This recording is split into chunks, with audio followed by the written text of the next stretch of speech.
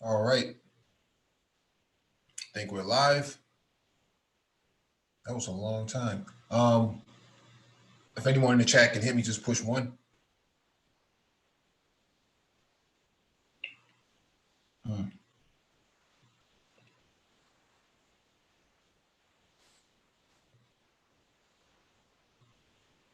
All right, got a confirmation. Thank you for the confirmation. Welcome back to the Black Brain Trust. This is episode 554, Space and Technology. Please hit the like button as you come in, share the video if possible, and hit that notification bell so you get all the updates from the Black Brain Trust, including those posted on our community tab. There's a doc in the description beneath the video for you to follow along with. If you want to engage in this discussion, there'll be a link in the chat. Just make sure you click on the link, you raise your hand so that one of us can acknowledge you and advance you to the panel. Let me drop the link for you all.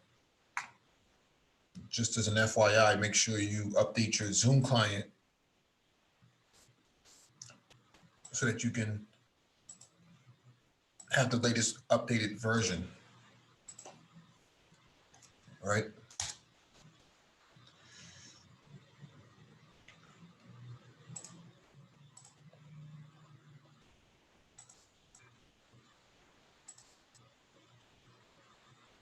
The latest version is 5.0.5.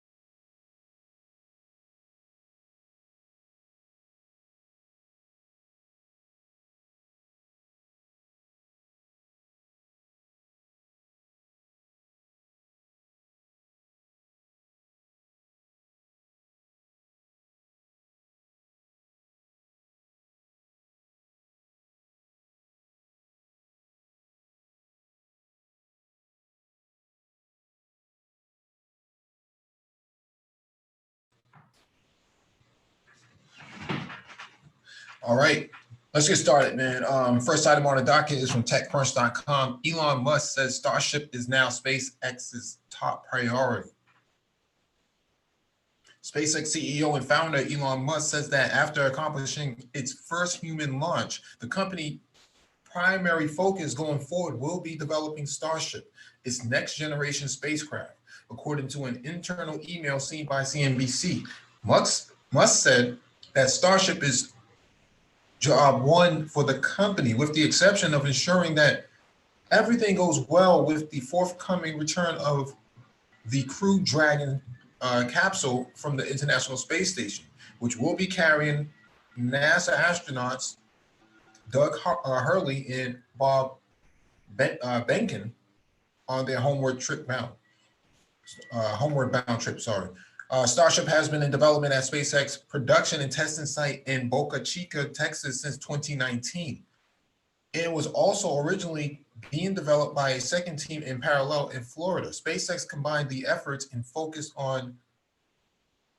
prototype builds in Texas late last year and has been building a number of Starship prototypes using a model of rapid iteration. The spacecraft is designed to be truly reusable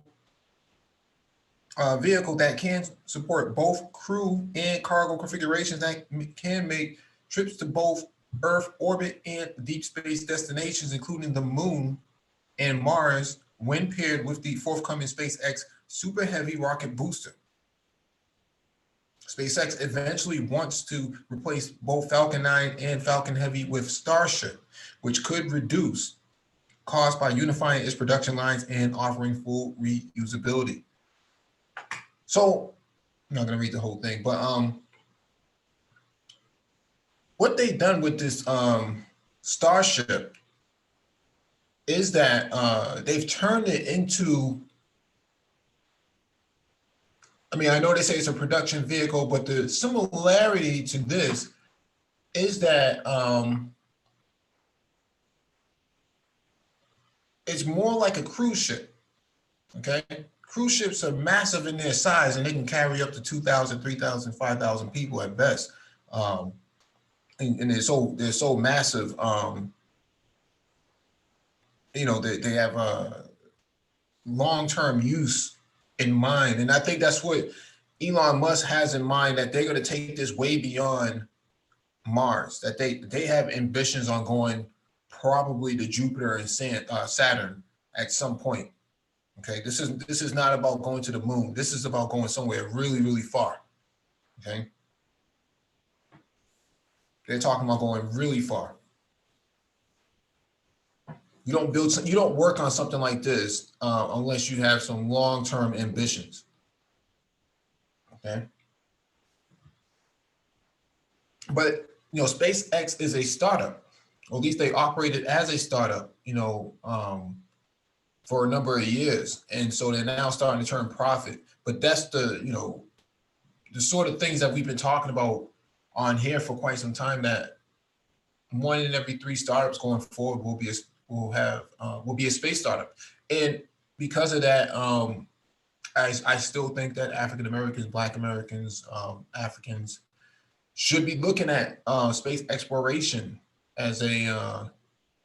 as an opportunity for long-term investment and career advancement, right?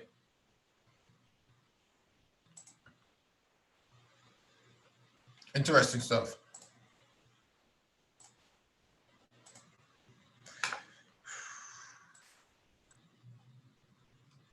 All right, let me jump to the next item on the docket real quick.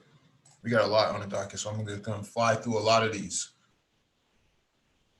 All right, next item on the docket from space.com, or Spacecom, sorry.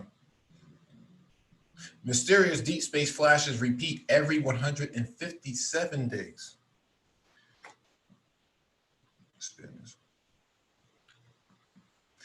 Astronomers have discovered an activity cycle in another fast radio burst, potentially unearthing a significant clue about these mysterious deep space phenomena. Fast radio bursts, or FRBs, are extragalactic flashes of light that pack a serious wallop, unleashing in a few milliseconds as much energy as Earth's sun does in a century. Scientists have spotted an FRB in 2007, and the cause of these eruptions remains elusive nearly a decade and a half later. Potential explanations range from merging superdense neutron stars to advanced alien civilizations. More than 100 FRBs have been discovered to date, and most of them are one-offs, flaring up just a single time. In January of this year, astronomers reported that one member of the repeater class, called FRB 180-916, J0158 plus 65, appears to exhibit a 16-day activity cycle. It fires off bursts for a 4-day stretch, goes quiet for 12 days, then starts all over again. Yeah, this is interesting. Okay. This is interesting. That kind of energy is beyond atomic, right? So at least it will be the equivalent of an atomic blast, right? Something is happening on the opposite end. Now, the article mentions, advanced alien life, but why would alien life be blasting off that much energy at a time? I suspect something happened a long, long time ago, and we're just now receiving it. Okay, we're just now receiving it. But that's, like I said before, space exploration is a long-term viable market going into the future. I would argue that it probably will be fifth industrialization. I could be wrong about that. It probably will be fifth industrialization at that point. Intergalactic, development.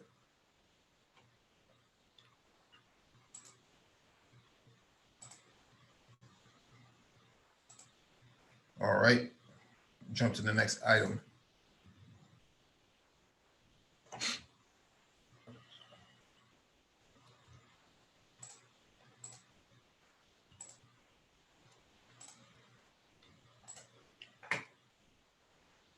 All right, next item on the docket is from Spacecom again.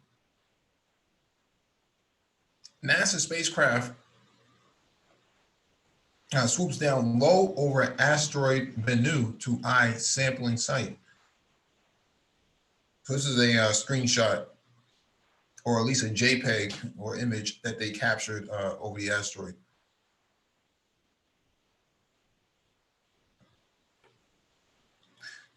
NASA's OSIRIS-REx spacecraft has taken its closest look yet at a potential sample site on asteroid Bennu.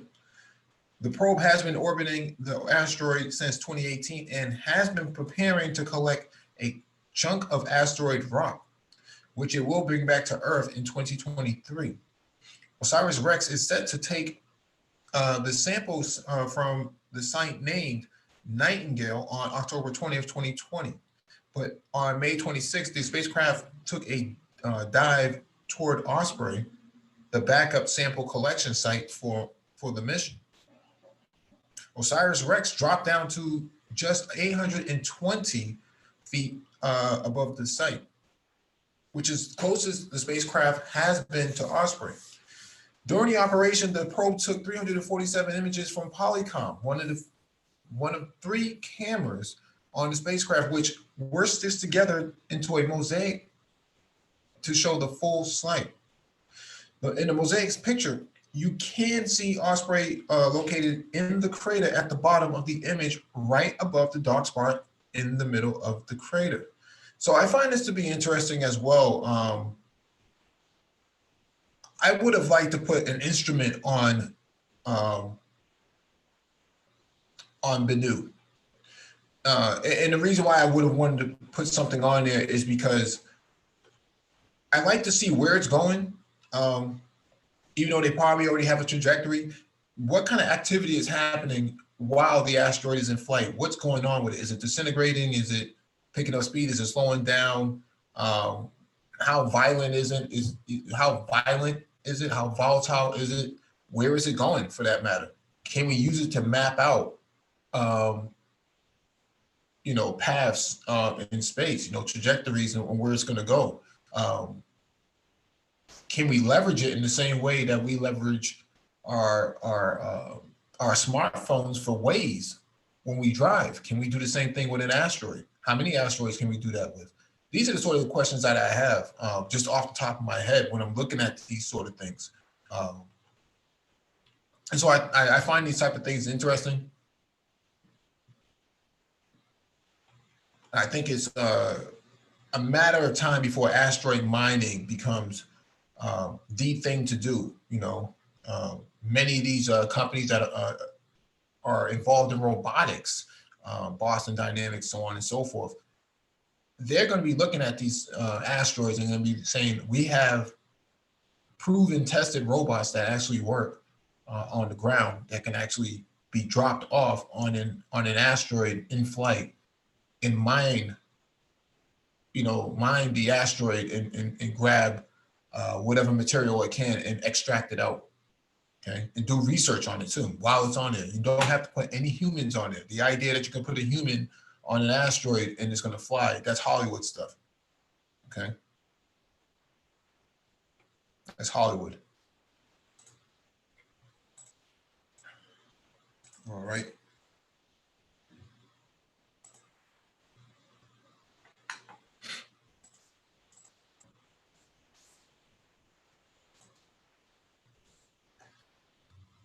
All right, next item on the docket is from space.com again. China launches 2 rockets in 2 days, lofting 4 satellites to orbit. While NASA and SpaceX were busy supporting the historic Demo 2 mission from Florida last weekend, the first crewed orbital flight from the US in nearly a decade, the Chinese were making space strides of their own. China once again picked up the pace of its launches with 2 successful rocket flights back to back, around the same time that Demo 2 blasted off toward the International Space Station on May 30th.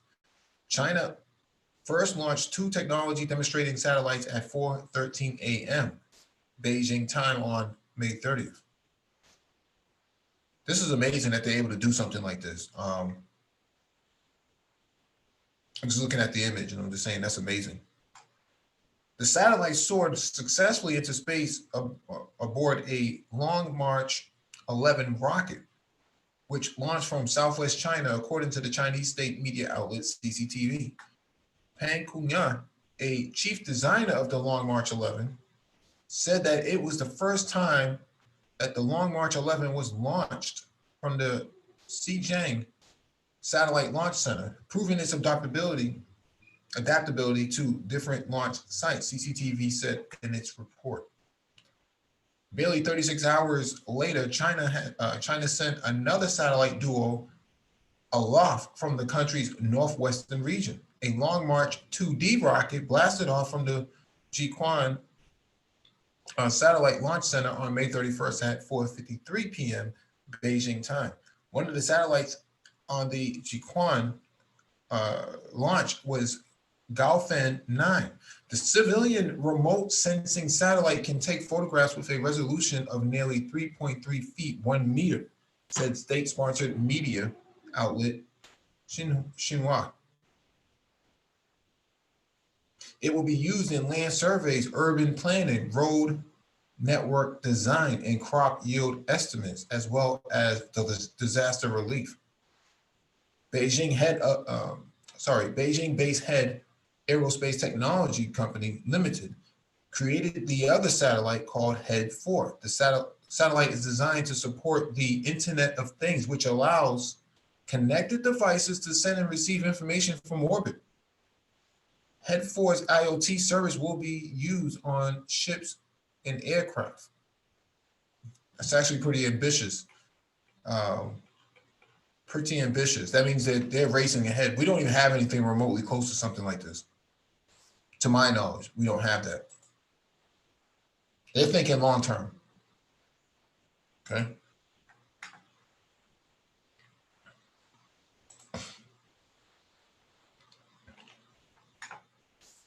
All right, let me move to the next item on the docket.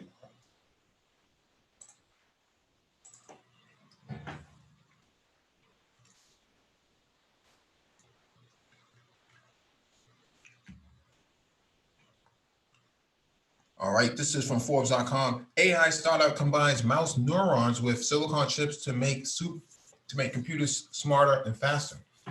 There aren't many computer chips that you have to build a life support system for.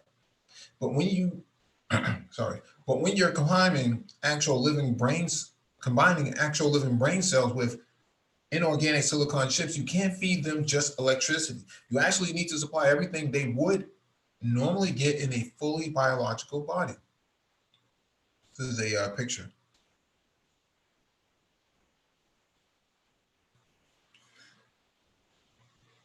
As Hong Wang Chung, the CEO of Australia's Cortical Labs, explains, it's all about creating computer systems that learn and that learn faster with less training data. That requires a different approach than standard Intel, NVIDIA, and AMD chips, he says. What we've actually built in hybrid is a hybrid chip that is comprised of a CMOS sensor, so it's silicon chip with a very fine mesh of electrodes. They are about 17 microns in pitch, and there are about 22,000 of them. Chong told me on the AI show recently, and what we've done is we've taken live neurons that we've extracted from mice embryos, or we've differentiated them from stem cells and grown neural networks on the actual chip surface. Why brain cells? The only machine we know that actually has true intelligence is the brain, Chong says. And blocks of carbon and protein in brain cells form together and are able to produce computation, he adds. Neurons on silicon chips from synapses by hybridizing with the silicon surface. And that means you now have a programmable biological machine. This is something. Because these are electrodes, we can see the electrical activity and also apply a stimulus, a bit of a voltage, and in a sense, now we have a read and write interface into a biological substrate. Chong says, just one mic. The first thing these biological machines are doing, playing ping pong.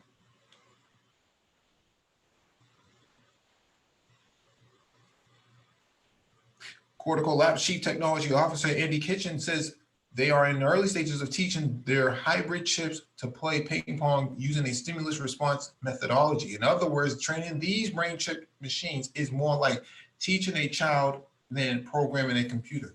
Yeah, this makes sense. The thing about AI is that it requires machine learning to actually have these data sets built and fed to it so that it can actually adapt, because it has to work from a specific standpoint. Whereas you're using these neurons with the silicon chips allows it to learn on the fly. Okay, you're kind of training it. So the time that it takes a child to learn how to crawl to walk is the sort of development that they want the AI chips to have. Okay, it should just be second nature for the AI chips to actually do what they need to do. Whereas currently what happens with AI is that we have to feed it data sets. Okay, that takes a long time because the data sets have to be verified and trained and so on and so forth before it can be fed to the AI.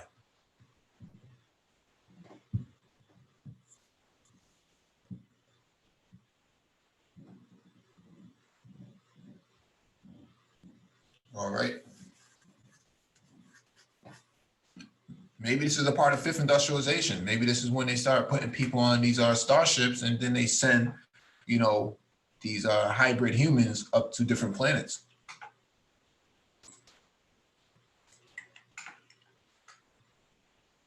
All right.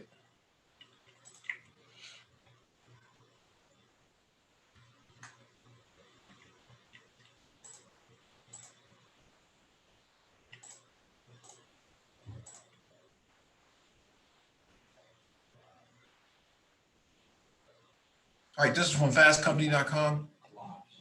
This startup uses drones to plant brand new forests. Flash Forest is a Canadian startup with the stated goal of planting 1 billion new trees by 2028. They believe they can accomplish this by using specialized drones, which fire seed pods into the ground and plant trees much more efficiently than humans can. So let me play this video. And I don't even know if I want to play it because I'll probably get flagged for this.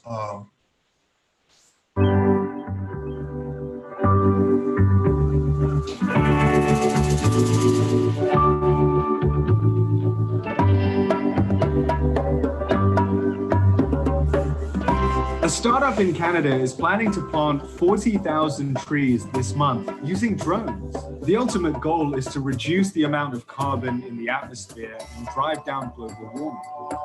The average tree absorbs more than 40 pounds of carbon dioxide a year.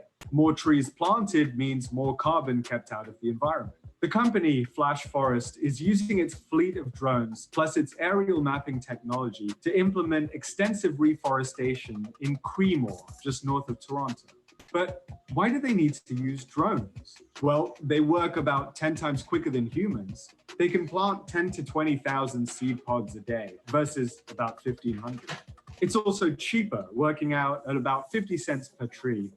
That's about 20% of the traditional cost. The process goes something like this. First is the aerial mapping stage, where the drones assess the best spots for new trees. Then, a swarm of drones drop the pods. On more challenging terrain, the team uses a pneumatic firing device to shoot out the pods and lodge them into the ground. After planting, the drones will go back periodically to check that the trees are storing enough carbon. The company plants native species to make them blend into the natural area. So far, they've planted birches, maples, and spruces in the Ontario project. Next up is an assignment in British Columbia, then Hawaii, possibly followed by others in Malaysia and Colombia. Of course, all this doesn't address deforestation and the disastrous effects of cutting down older trees that store more carbon. And it takes time for new trees to efficiently sequester carbon, about 10 to 20 years. But Flash Forest's long-term plan to plant 1 billion trees by 2028 is a worthy ambition. As their tech advances, they'd like to plant 100,000 pods a day with just a single pilot. Not only will reforestation help fight climate change, but also hopefully restore habitats, increase biodiversity, and stop soil erosion. With studies showing we'd need to plant an area roughly the size of the United States full of trees to limit global warming by 1.5 degrees Celsius, the urgency and need for speed is crucial. Yeah, this is definitely something we had talked about before. When I was in Africa in Rwanda, I was at the African Drone Expo. Okay, African Drone Expo. This is what people were talking about: the future of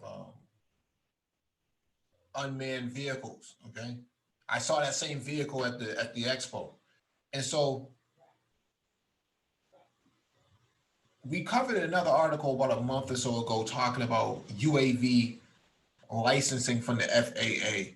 You can get your license right now for drones from the FAA. Okay, I think the license is probably like $100 or something like that. Okay, and allows you to operate drones for commercial use. We got to start getting on top of these sort of things. These sort of emerging markets. This is a part of fourth industrialization, cyber connected systems. That's where we're at. Okay. We've talked about Udacity before. Share my screen. And what we have here is the Udacity site. And hold on one second.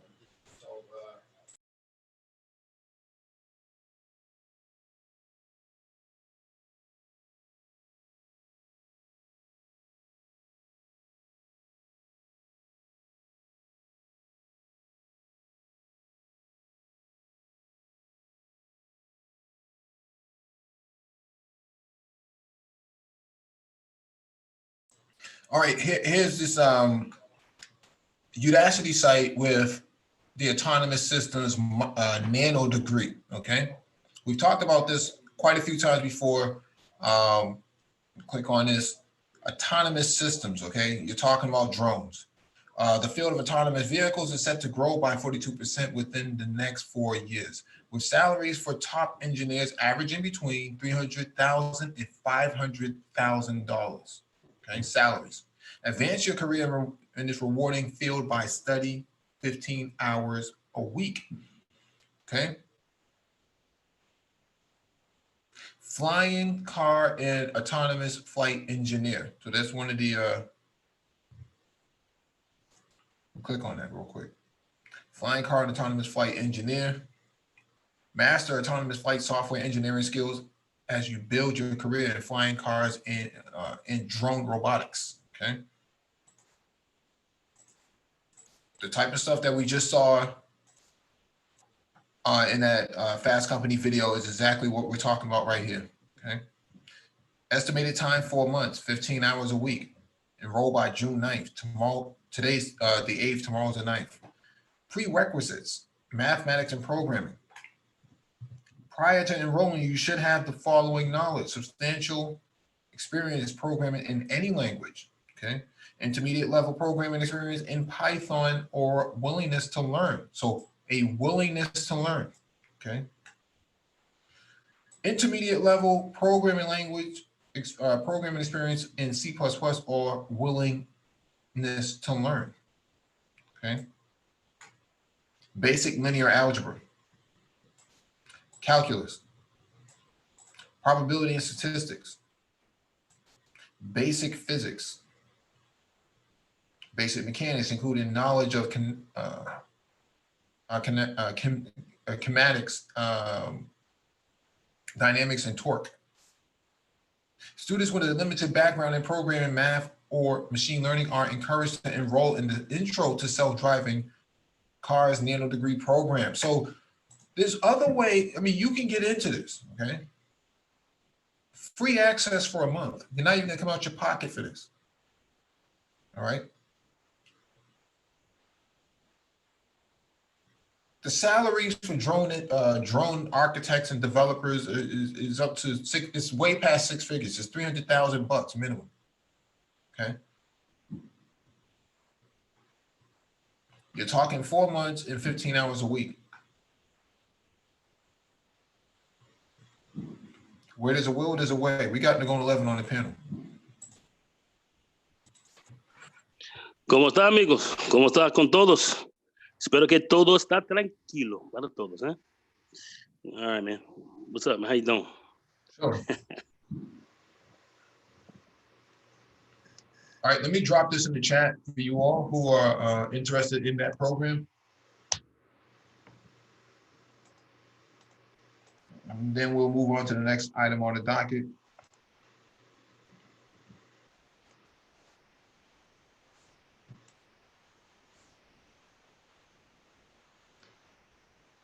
All right, this is from Engadget.com. Bosch's motorcycle crash detection automatically alerts emergency services. So what we see from this little image right here is an ambulance, and there's also a person who may have fallen off of this bike. Okay, the bike goes down. There's a device within the suit that connects to the bike itself that then dispatches an alert to the nearest ambulance within the vicinity to come and rescue this person. So that's actually really ingenious, and I'm surprised it took them so many years to do something like this. Bosch has launched a new emergency call system called Help Connect, which can automatically call for assistance when it detects accidents, unlike similar emergency services that cater to cars. However, Help Connect is meant for motorcycles. In its announcement, Bosch explains that the risk of being killed in a crash is still 20 times higher for motorcyclists than for car drivers. And the quicker motorcyclists receive assistance, the greater the chance of survival. Help Connect relies on an inertial sensor unit that's part of the Bosch MSC motorcycle stability control. The sensor measures a motorcycle's acceleration and angular velocity 100 times a second. Given Help Connect information about the vehicle's current position and angle of length. The service also relies on the sensor's integrated crash algorithm to determine whether a motorcycle truly got into an accident or whether it just fell over. For instance, if Help Connect decides that a vehicle got into an accident, it will transmit information about the scene and the rider to the Bosch Service Center. In severe accidents, the service could use the rider's phone to find their location and direct emergency responders to the scene. Help Connect will initially be available in Germany, Bosch's home country only. This is something.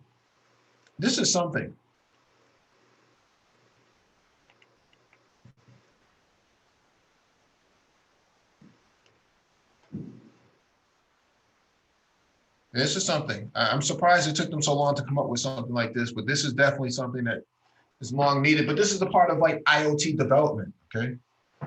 Connected systems, fourth industrialization. We talked about this many times before.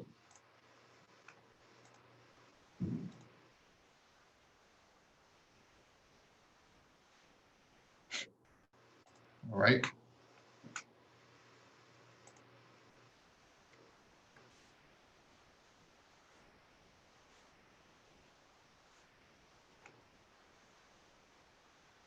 All right, this is from Engadget.com. The U.S. Air Force is preparing a human versus AI dogfight. The U.S. Air Force has long been exploring the way artificial intelligence can assist in its operations. Back in 2016, we saw combat AI beat some of the Air Force's top tactical experts, for example. Now researchers are working on an autonomous drone design to take down a piloted plane in air-to-air combat. with a showdown slated for July 2021. As reported by Air Force Magazine, the Air Force Research Laboratory has been developing an autonomous fighter jet since 2018, with plans to use machine learning technology in less advanced planes initially, such as the F-16, before graduating to newer models, such as the F-22 or F-35. Of course, details are a little hazy. It's a military project after all, and therefore subject to heavy classification.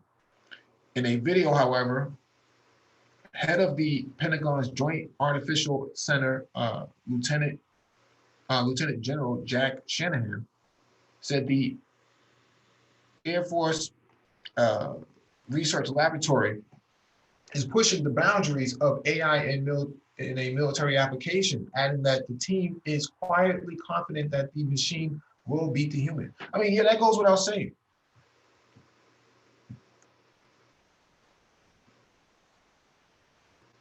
Okay, that goes without saying. However, Shanahan has also said that the Air Force would do well to heed the contrary tales offered by other areas of autonomous innovation, noting that there is no level 4 for full autonomous vehicle out on the roads today, and that as such, not all tech advances are out and out success stories. Nonetheless, whether the project achieves its objectives or not, it joins a long list of other AI innovations being explored by the Air Force. One of the most notable, perhaps, is the Skyborg Wingman drone project, which aims to create AI-powered system for supporting pilots in the sky. Elsewhere, the Air Force and indeed the U.S. military overall is already preparing to add machine learning to all areas of operation, from maintenance to combat strategy. My thing here is this. Okay, you give the F-16 some form of machine learning and artificial intelligence. Big whoop-de-doo. If you got hypersonic missiles that can take you down, your machine learning doesn't help. Your plane is still although your plane is supersonic and subsonic, it doesn't mean anything in the grand scheme of things when it comes to hypersonic missiles. So if you have Russia coming up with these hypersonic missiles, China having these hypersonic missiles that can chase you down, I don't know if that makes any sense anymore. I think that, at this point, 5 years from now, that's just a no-go. An F-16 back in the 1970s, back in the 1980s, it was a good product. It was a good device to work with. But now, what you have is hypersonic missiles that can take down just about any and everything that's flying off the ground. Impossible to use artificial intelligence on a plane like that. It's a waste of time. Even the F-22, that thing's a turkey.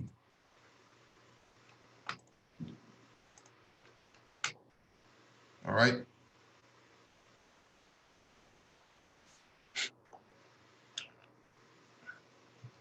All right, let me get to the next item on the docket.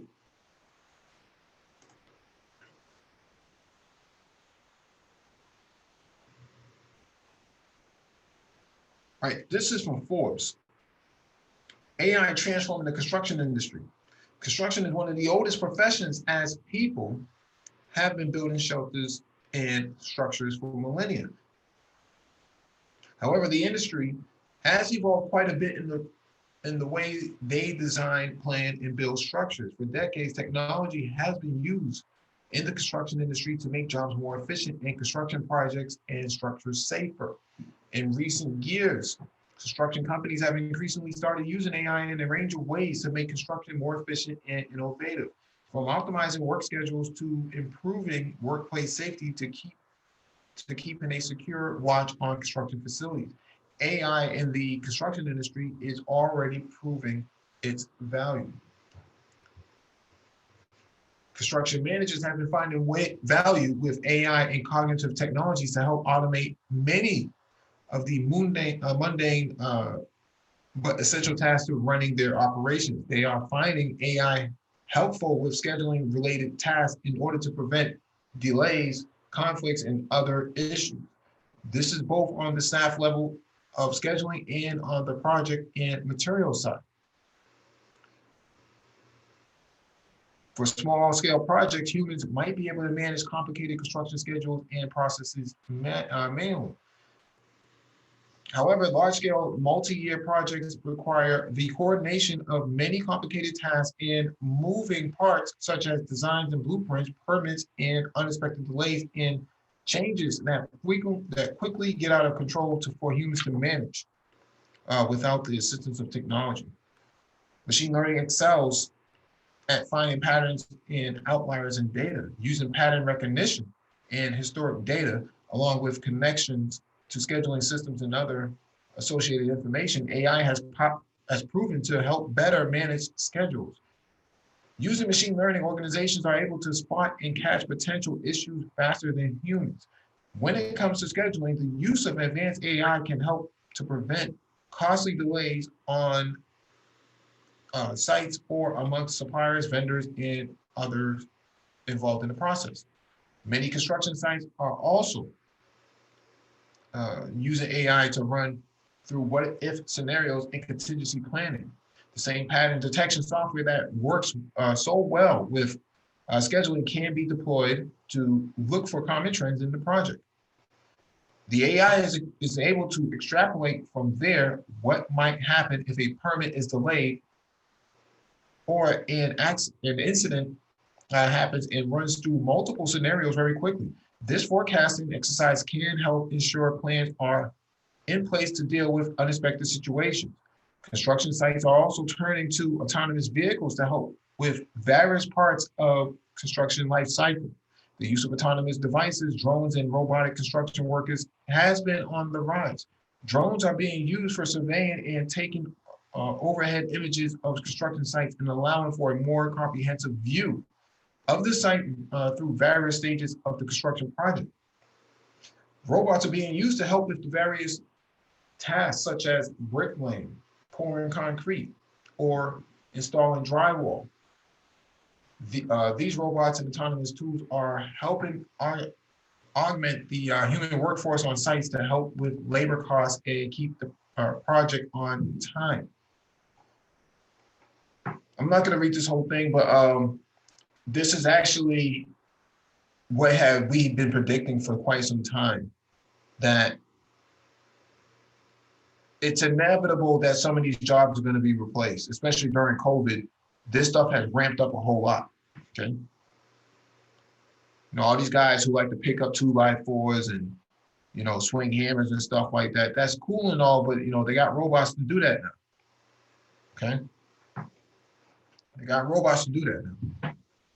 They don't need guys standing around being laborers, just moving things from A to B, okay? They don't need that anymore. Artificial intelligence in blue collar work, it's here. It's here. So it's actually going to be ramped up even at a greater speed, given what people have seen with businesses and how something can go down or something can happen quickly, and you know, you can be out of business pretty quick. So they're going to look to keep their overhead a lot lower and keep their productivity high. And AI is going to certainly play a role in that. So this COVID and so forth, in my view, has accelerated the game. So I think we're going to see a lot more of these applications come on a lot sooner than we may have thought before. absolutely, absolutely.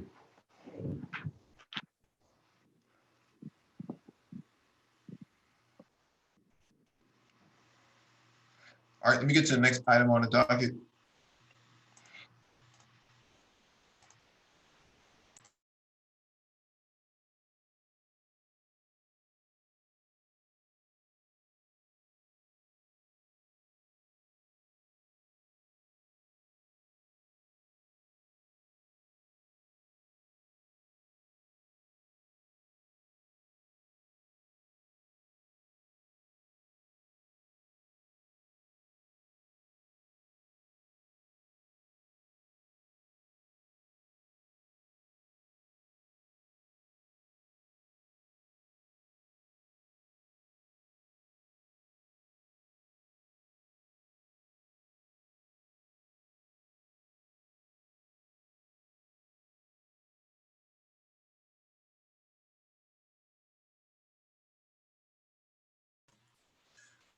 All right, next item on the docket is from TechCrunch.com. Africa's top angel, Tommy Davis, eyes startups and co-investors. When Nigerian angel investor Tommy Davies backed his first company, Striker Entertainment, in 2001, he admits he wasn't aware of his future role. I was just helping out friends. I didn't know it was angel investing. I didn't know there was a structure to it, he said. 7 years later, Davies received a 20-time return on his first exit in a decade after he's recognized as an architect of the early stage investing across Africa. Davies is the president of the African Business Angel Network and continues to fund and mentor young tech entrepreneurs in multiple countries.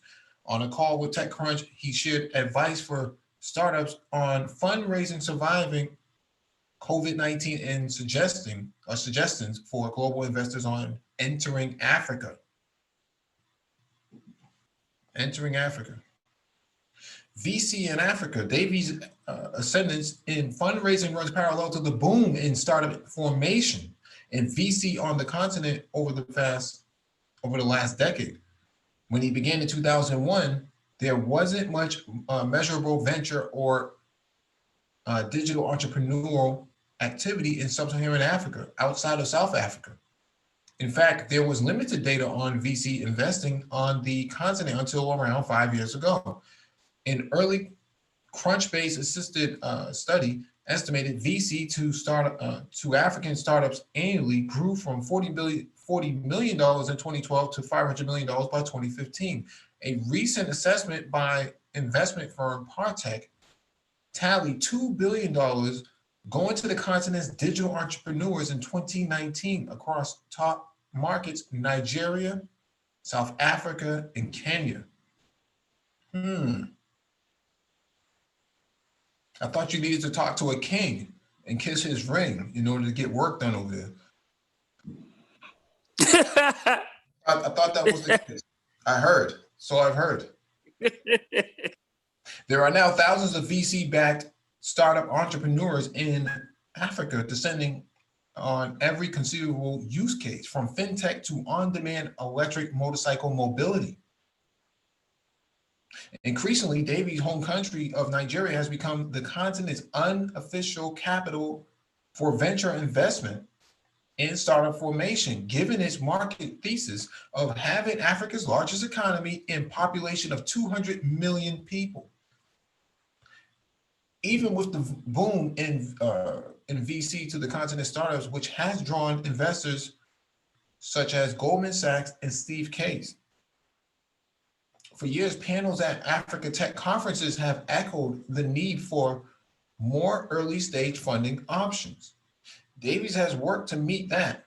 He came to investing at the friends and families level after receiving an MBA at the University of Miami in an earlier career that spanned roles in management consulting, telecoms, and IT. After emerging as one of the early angels to African startups, supporting the continent's innovation ecosystem became a mission for the Nigerian investor. My rising dietary became and will remain until the day I die. Tech in Africa, Davies said on a call from Lagos. In his role as president of the African Angel Business Network, Davies has worked with a team to build out a local investor web across the continent. ABAN is very simply a network of networks. We have 49 networks in 33 African countries, he explained. Those include Lagos Angel Network, which Davies co-founded, Cairo Angels, and Angel Investors Ethiopia, announced in Addis Ababa in 2019. That's a beautiful sister up there.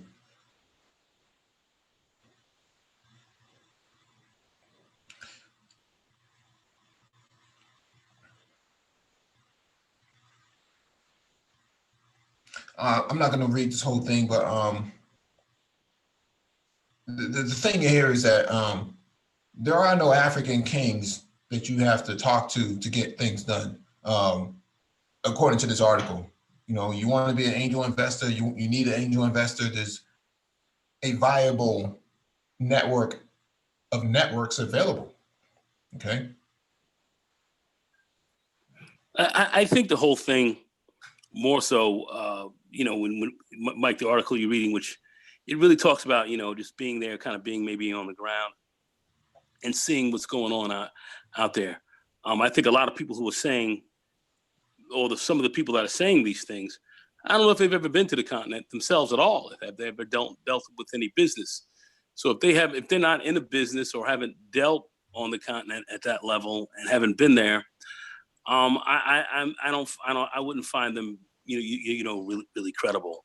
I think what is credible are those who are there, who are doing business, and those who might be able to put you into contact with African VCs. We know they're very wealthy Nigerians. I think the wealthiest man on Africa, I do believe, sub-Saharan Africa, I believe, is a Nigerian, if I'm not mistaken. Yeah, I think he's involved in concrete.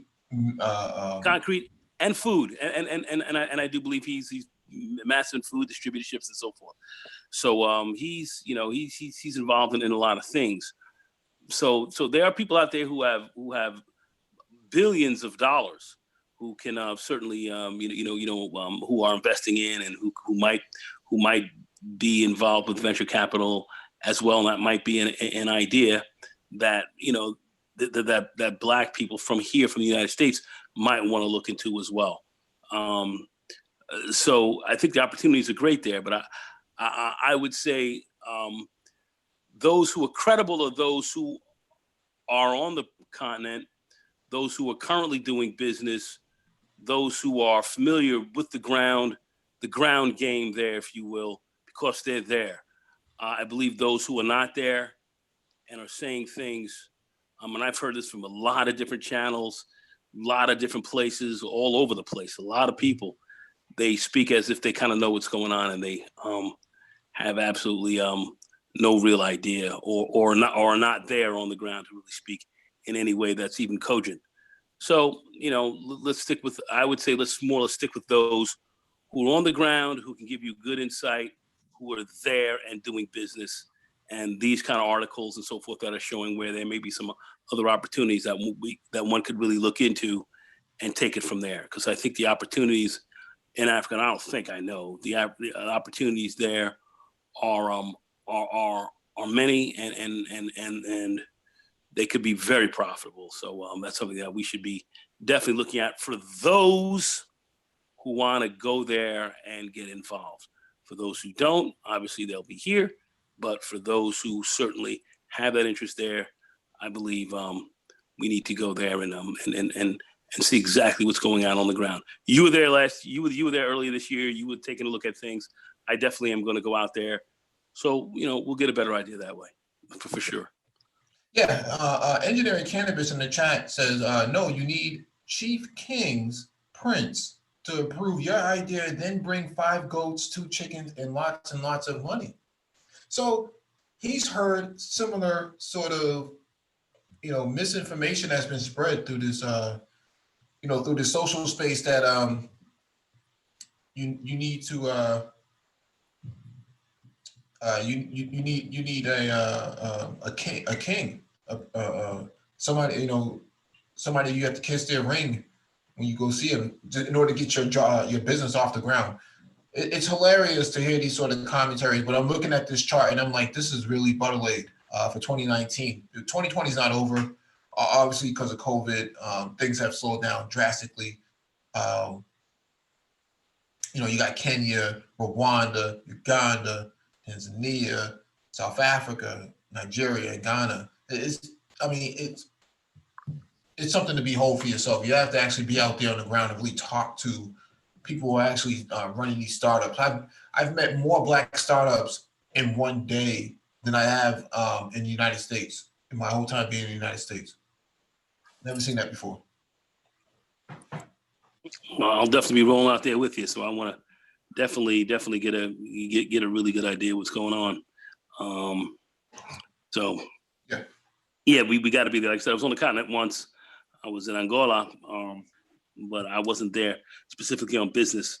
But this will be definitely a different move, a different game, and and I have no problem with traveling, and I can make the trip, so I can go. So I'm not going to be concerned about what other people think or how people see things here. That's absolutely unimportant. But for those who have interest, we need to get out there. Yeah, yeah, and that's the thing, man. Let's focus on this next item on the docket. One of Silicon Valley's few Black VCs says the industry has a systematic problem with race, but he's hopeful the George Floyd protests are finally going to spark real change. Okay. In America, you don't have to kiss any rings, according to these people. Everything is kosher over here. No problems over here in the tech industry. We'll let these people tell it. The protests over the killing of George Floyd and police brutality have sparked a nationwide conversation about systematic racism and exclusion, up to and including inside the insular venture capital industry. People inside and outside the industry have been calling out the venture businesses' lack of diversity, both in terms of the people it employs and in terms of the people in which it invests. In response, at least two firms, SoftBank and Anderson Horowitz, have announced new funds that will be charged with backing startups founded by African Americans or people from other underinvested communities. For Charles Hudson, the venture industry's diversity problem isn't at all a revelation. Hudson is one of the exceedingly few Black venture capitalists in Silicon Valley. And as the managing partner of Precursor Ventures, he's also one of the rare investors who made it to a point to seek out and back Black, Latino, and female founders long before the recent demonstrations. Hudson is hopeful the present moment will lead to real change.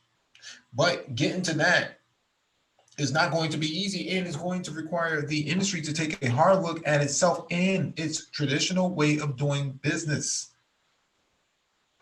There's a lot of positive awakening going on where people are seeing problems that I think both Black entrepreneurs and Black investors have seen for a long time. Hudson told Business Insider this week. I think the flip side, though, is I hope some of these firms realize how far they have to go. The tech industry in general has a long history of excluding Black and Latino people, and the venture industry in particular has been even worse. As of 2018, African Americans comprise just 4% of all employees of venture firms, and Latinos only 5%, according to a study released by Deloitte and the National Venture Capital Association. Among investment partners, just 3% were Black and 3% were Latino. Meanwhile, only 1% of founders of venture-backed startups were Black, and just 1.8% were Latino, according to the study released last year by Rate My Investor and Diversity VC. Venture's diversity and inclusion problem extends to all levels of the business, Hudson said, from the limited partners who invest in venture funds to the kinds of people firms hire for entry-level positions. The kinds of people and institutions who serve as limited partners haven't made diversity a priority, he said. They generally don't pressure mainstream venture firms to invest in Black or other founders of color.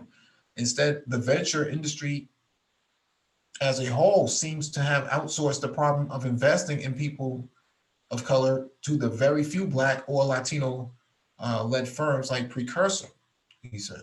But limited partners generally haven't made it to a point to back those firms or give them a whole lot of funding. Base 10 Partners is the only Black-led venture firm Hudson is aware of that has more than $50 million in assets under management. It has about $137 million in investments and commitments, according to PitchBook. Precursor has $31 million, according to PitchBook. By contrast, SoftBank's Vision Fund, a single investment vehicle, had $100 billion in assets, and many other VCs have multiple funds that each have at least $100 million in assets. If the default is most of the money that goes to this class of entrepreneurs is going, this is spelled correctly, is going to come from people of color, and people of color in the investing world doesn't have much capital, you're not going to change anything, Hudson said. Okay. But venture businesses, a diversity problem extends to the way the people who manage the firms have typically gone about finding founders and companies to invest in, he said. As other ventures industry critics have pointed out, the industry has long been a kind of closed system. Venture investors tend to be white men who went to prestigious colleges such as Stanford or one of the Ivy League schools, and frequently are former startup founders themselves. When they decide on entrepreneurs to back, they often are consciously or unconsciously looking for people like them, white, male, and well pedigreed. In recent years, the industry has become somewhat more open to Asian people and to women in both founder and investor roles, but that general hasn't extended to Black and Latino people. And a big part of that is that the people who run the venture firms likely don't know many such people and aren't encountering them in the places they look for new founders or employees, Hudson said. Stanford and other prestigious schools are typically not very diverse places. There are few Black and Latino founders of venture-backed startups. And the bigger tech companies have long done a poor job of hiring and promoting Black and Latino people. I'm not going to read this whole thing, but we just read an article from TechCrunch that talked about venture capitalists in Africa and what, and how vast, the investments have been going on over there. Which is interesting because in contrast to this, they make it seem as if the same people who say, you need to go to a king and kiss his ring when you get to the continent because you can't do business over there. Well, you can't do business here either. Can't do business here either, according to this article. If you're Black, your ass ain't getting no support. You're least likely to get support. They want somebody who's white, male, and pedigreed from one of these universities. And you got people in the manosphere, in the Black manosphere, who will sit up here and tell you, this doesn't happen. When you go to Africa, you go to the continent, you got to trade goats and chickens and things like that. Meanwhile, here you get treated with luxury. This is far from the truth. A lot of misinformation being spread through these halls, so to speak. That's kind of going around a lot of places, and I think there's some people, because I know of one group. I'm not gonna speak on what group that is, but they're the ones telling you they don't like you over there though, and they're pushing certain narratives because I think some people are paid to push certain narratives, man. Mm-hmm. Some people are actually doing that. So I think that the misinformation game for Africa here is kind of interesting, and I think a lot of that circles around ADOS and some of what's going on with that, and we there is a lot of misinformation being pushed around, of which it's important for us to continue to put out information that's really more accurate, especially for those who've been there. And I believe one of these people had been there and when they came back and was still talking smack to try to keep you from really going over there. So there's some very interesting situations going on here in the United States, and those who are being paid to push a certain narrative that I think is not a good one. It's deleterious, and we need to just consistently, speak truth. And yeah, Mike, just keep hitting these articles because I think they're very important for people to listen to get the real truth, as opposed to what potentially paid group. Forget about the people who are ignorant and just are talking. I'm talking about those who are actually who have some knowledge of what's going on and are paid to put out some bad information. Yes. They're those who are out there, and we have to be. Those are the people who I'm concerned about even more so than anything else. Mm-hmm.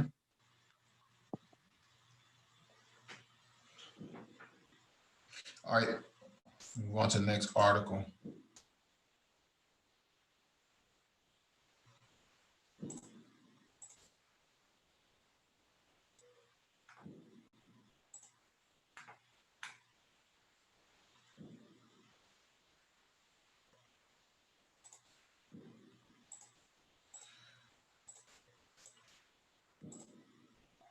All right, this is from Chrome Unboxed. Chrome OS is adding launch on startup for progressive web apps. We went over PWAs a week ago. Okay, so go back to Black Tech Talk from about 10 days ago. We've covered this. But word has been getting around that Chrome will soon allow users to launch desktop progressive web apps on startup for PCs. Well, this is a very useful feature that will most certainly feel quite native on Windows and Mac. I wasn't holding my breath that we see that feature land on Chrome OS. I was wrong. A recent update to the developers channel of Chrome OS has ushered in version 85 of our beloved operating system, and with it, we have a lot of new features to cover. We'll do our best to break down all of the shiny and new in Chrome OS 85 over the next week. So Chrome OS, if you don't have a Chromebook, okay, a Chrome-based computer, this probably doesn't mean anything to you, but progressive web apps basically are agnostic applications that will install regardless of the platform, as long as the platform is functional. Okay. We talked about this a week or so ago. This is the new way of pushing down applications from a software development standpoint and from a ecosystem standpoint. All right. Move on to the next item on the docket.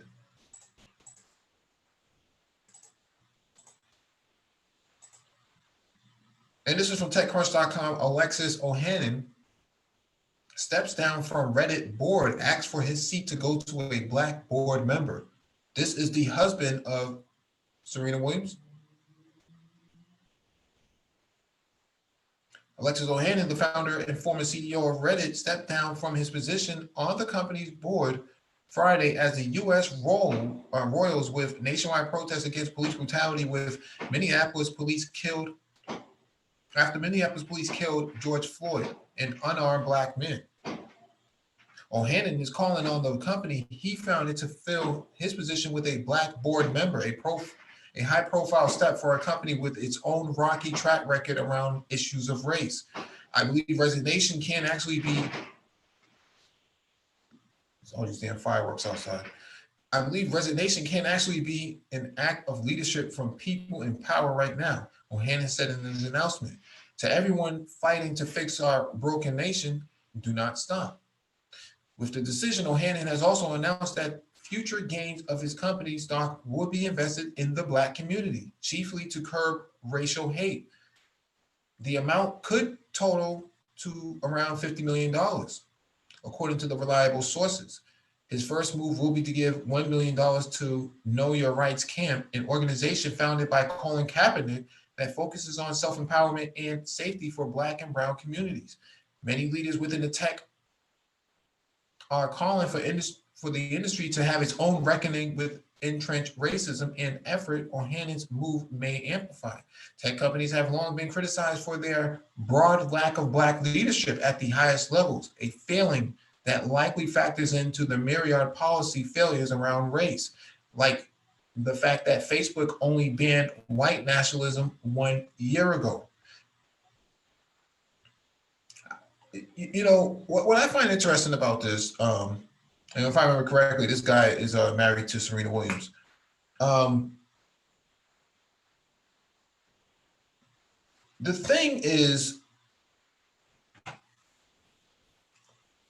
Reddit Reddit does not have a strong black audience. Okay, this is this is this is really interesting because you put a black person at the head of it. How does that fix the racism problem within Reddit? You can't play Mr. Potato Head with leadership in racist organizations. That's not how things work. Okay, there's a cultural issue, not a leadership issue. It's a cultural issue. You can have a white person at the head of an organization, but it does not necessarily mean it has to be, the culture has to be racist, okay? It doesn't have to be bigoted towards African Americans, okay? Reddit has been long known to have really extreme racist content within its threads, and they did nothing about it. That's exactly right. And Reddit and there are a few others that are out there that are like that. What's that one kind of a news agency that kind of like celebrity news that comes out all the time? You know what I'm talking about? Say that again, Mike. I didn't hear you. TMZ? Yeah. TMZ, very much that way as well. That's a culture that you have. Your writers, you have a lot of managers and so forth. The very structure itself, or the structure that's there is very much that way. It's very racist. So you're not going to change that by putting somebody at the helm. It's just not going to work. You're going to have to change your culture. You're going to have to change a lot of the people that are in there and your writers and so forth. And that's a big overhaul. And most organizations are not going to do that. So no. That's what you're really looking at. So the culture is made up of the people that are in there, and that literally goes down from the lowest employee all the way up to the top. And in your management and all the other these key positions and your writers and all that, they're a certain way, and they're going to be that way unless you change that whole structure. And that's the people that are occupying that structure. That's the big piece. And if you don't see companies doing that, they're not really serious about this racism piece. I think it's a lot of nice talk, but as far as really knocking out racism, that's a big thing. And I don't think, in these companies, I don't believe we're going to be anywhere near looking to really eliminate that at the level that many others would like to see them eliminated at. And that's going to mean a lot of changes, and I don't think they're prepared to do that. No, they're not. The thing is, it's selective, right? Trayvon Martin, Michael Brown, Jordan Davis, so on and so forth. Many names have come before George Floyd. Why now, though, right? You run a website that is very, a social media platform that's very questionable in its views about non-white people. And yet you think that electing or having a puppet sit in the seat of a race of a very questionably racist or organization is going to solve something, man. I don't know who their PR team is on this. I don't know who their strategy team is on this. It doesn't make sense. It doesn't make any sense. I mean, you're still going to control the organization from behind the scenes, so it's a puppet.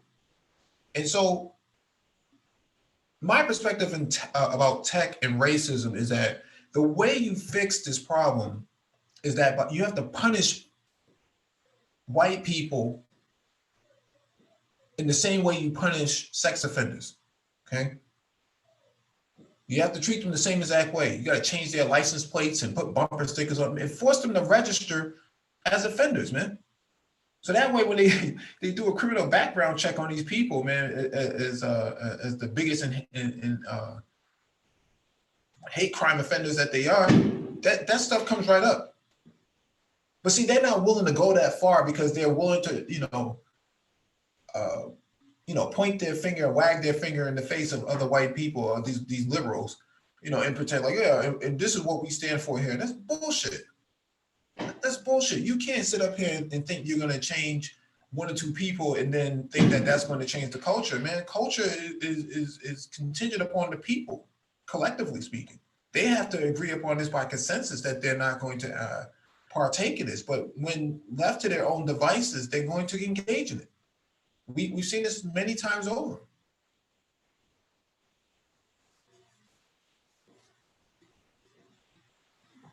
That's a fact. Yeah. Yeah, I always find that interesting about, a hashtag like Me Too, man, can go really, really viral. But when it comes to racism and white supremacy within the tech sector, it's, we have to do an investigation. We have to interview this person. We have to talk to that person. With sexual allegations, anybody can say anything about anybody. Okay? It doesn't even necessarily have to be the victim or the alleged victim that files a complaint. It could be another person. So if we're two women on a panel, right, Lagone and myself, and if Lagone was being harassed, I have the ability to actually go to HR and say such, such and such without actually stating who I am, okay? My name could be redacted from the report. But when it comes to racism, that sort of processes is not the same, okay? It's different. And it's meant to protect, it's different because it's meant to protect the offender and victimize the victim even more, to marginalize them even more. Before you know it, the victim has been fired from the organization, but the victimizer is still there.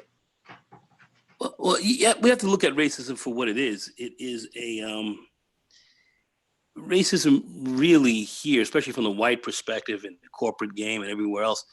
It's a power perspective. It's a power perspective.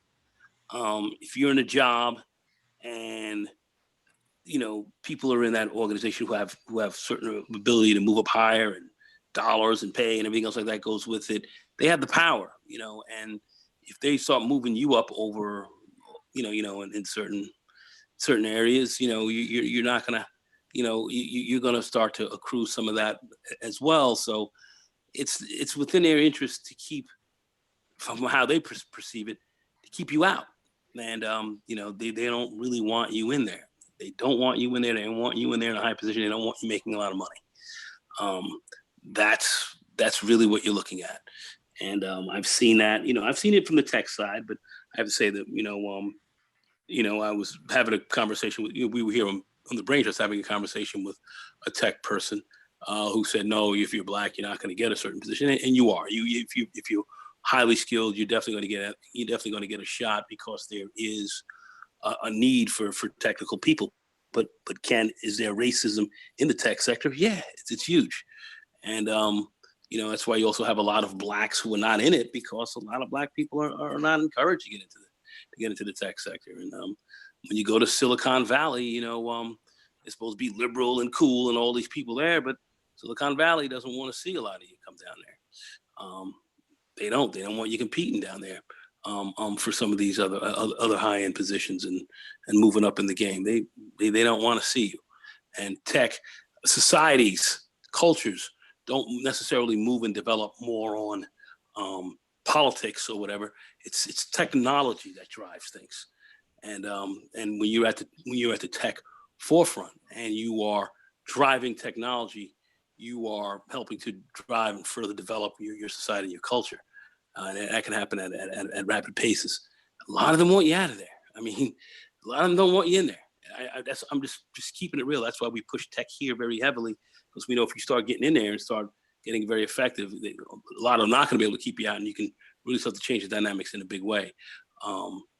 And we are in that mode right now. We're in this, industrial revolution now, where tech is driving a lot of things, and we are not big time drivers of technology at this stage, and there's some reasons behind that as well. Just not us, but there are reasons why people don't want to push you there.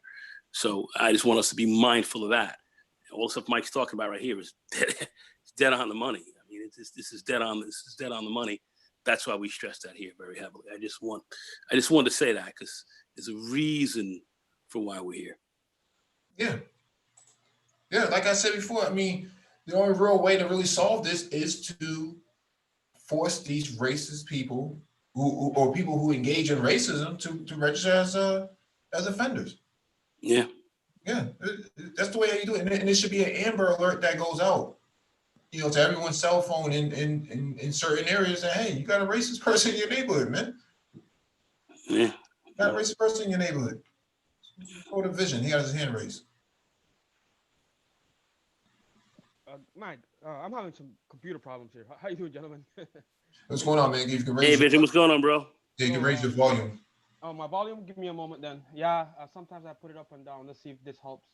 Is it better now? Yeah. All right. I want to ask you, gentlemen, this question. Yeah, racism is something I struggled with personally.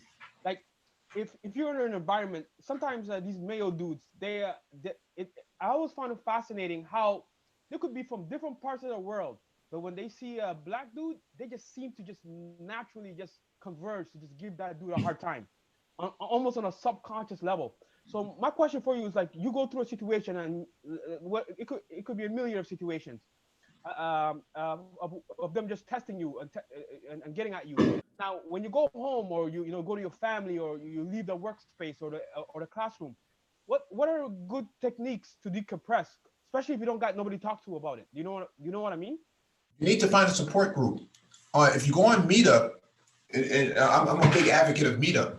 There's a lot of Black support groups starting to pop up now more than what they were before when I was first in tech. But now they're more popular. And so you got to join one of the support groups. NISB is one of the prominent support groups for this, which is National Society of Black Engineers. So they cover everything tech related. So the problem is that we don't have enough support groups. And so that's one thing. Number two, you need to find somebody who's going to be an ally to you in the workplace. Yeah. You need an ally. That's the first thing I do whenever I go to any organization. I try to find as many allies as possible. Most of the people at the organization, the BWs will be your allies, right, Mike? Sorry. No. But in my experience, from a cultural perspective, anytime you find a Black man that you head nod with, before you say anything to him, you head nod, that's an ally. Okay? He's letting you know that's a for Black people, this is our way of communicating is through body language, right? And so if I give Vision the head nod, I'm letting him know I'm down with you. And so you got to build that camaraderie first and foremost before you start doing anything else. Look around, build that camaraderie, see who's going to be on your side, see who's going to have your back, see if the other person, whether or not they're reliable enough that you should have their back as well. So building camaraderie when you first come into the organization is actually really beneficial. If you can't build camaraderie in the organization, you want to start looking outside in some of these social groups, man. A lot of times when you see these workplace incidents with Black men, it's because they did not have the support necessary. Somebody did not talk this brother off the ledge, and unfortunately an incident happens and everyone is impacted by it. And so in situations like what you're referring to, it's in Canada, it may be a bit different, but in the United States, man, there's all types of protection mechanisms that's supposed to be in place to protect us from these sort of things. And it's 50-50 if it's ever going to work. It works more for women than it does for men, usually because they're a double minority, whereas Black men are just, we're just the enemy within the workspace itself. They can't wait to get out of it. Sorry, Mike, they see us as a big black wolf. If you're tall, if you're like 6'5", you're dark skinned, not to get into the colorism, Yep. You got muscles on you, bro. Oh man, good luck. You're a big beast that needs to be checked. That's what I've discovered. Yeah, they'll gang up on you if you're not too careful. They'll gang up on you. I see it every day. They'll gang up on brothers. This is one of those things. You got to pick and choose your battles. Pick and choose your battles. You can't confront every single person on every single incident. You got to measure out what's the risk in going into this. Is it low? Is it medium? Is it high? You know, low risk is usually the sucking up the teeth and the feeling of aggravation, right? Whereas the medium risk, man, could be something as simple as somebody not CCing you on the email, okay? Doing that to undermine your legitimacy within the workplace. And then the high risk would be, I've seen people get into fights, okay, in IT, physical fights. So people getting into each other's faces. That sort of stuff happens, but that's on the extreme level. So physical violence is at the extreme level. But the point that I'm making here is that pick and choose your battles, be more calculated, because in IT, you don't want that sort of record to follow you around, right? You don't want that record to follow you around. And Mike, it's kind of like, when you watch a basketball game or even a soccer game and the dude like does a dirty play on you, but then you react and the ref catches you and this does not catch him and there's no video to see what really happened, where in the NBA they can show you who started it, right? And so in life, I got caught yelling and screaming and then, oh, look, he's the typical, animalistic, this, that, and that. So I get it, man. Like, you can't be emotional, man. I've had to learn the hard way. Once you get emotional, once you start screaming and yelling, which is what they try to do anyway, they got you. Yeah. You really have to, Mike hits it right in the head, because especially navigating the corporate environment, it's a dangerous one, and a lot of the mayonnaise boys are going to be against you. And you have to be careful too, because some of these Asians that you be around, they'll take on some of the same types of attitudes as well. So you have to be careful. Not all of them, but some will. So you got to be careful in how you judge it. But the more allies that you can gain, the better your position will tend to be. And I know some people say, well, I'm not political. I don't like politics, and I don't like this, and I don't like that. I understand, but in the corporate environment, those are some skills you're going to have to kind of develop. And allies are always a good thing to have. So make as many as you can, and work closely with those who can work with you. And lesser people will mess with you once they see that you're allied with some people. And if there's some decent mayonnaise folks that you can ally with at certain positions, that too can help. So just try to be smart about it. It's not the easiest thing in the world. I'm not going to sit down and say it's easy, but you have to know how to navigate in those environments a little bit. Getting into fights and stuff like that, or when you get to that level, you highly finished, because then not only can you get fired, but they can possibly have further legal charges and so forth. So you certainly don't want to engage in any of that if you can help it. But anyway, that's it. We got DE Raptor on the panel as well. DE. Shalom, everybody. Shalom to the chat. Hey, Mike, I like your idea about race. Me, I don't use the word. I try not to use it. Racism and discrimination, because the terms are too vague. Yeah. This is an evil system. This is a wicked. They got laws against mistreatment of animals. They call it cruelty to animals. But there's no such law as cruelty to Black people. This thing, you got to get rid of this language and turn it into something real, tangible. Like you said, give you a license plate. You know what I'm saying? Like the woman in New York City, the big A, the purple letter on her chest. You know what I'm saying? You got to make laws that make their lives miserable. That's the only way they're going to change. That's my opinion.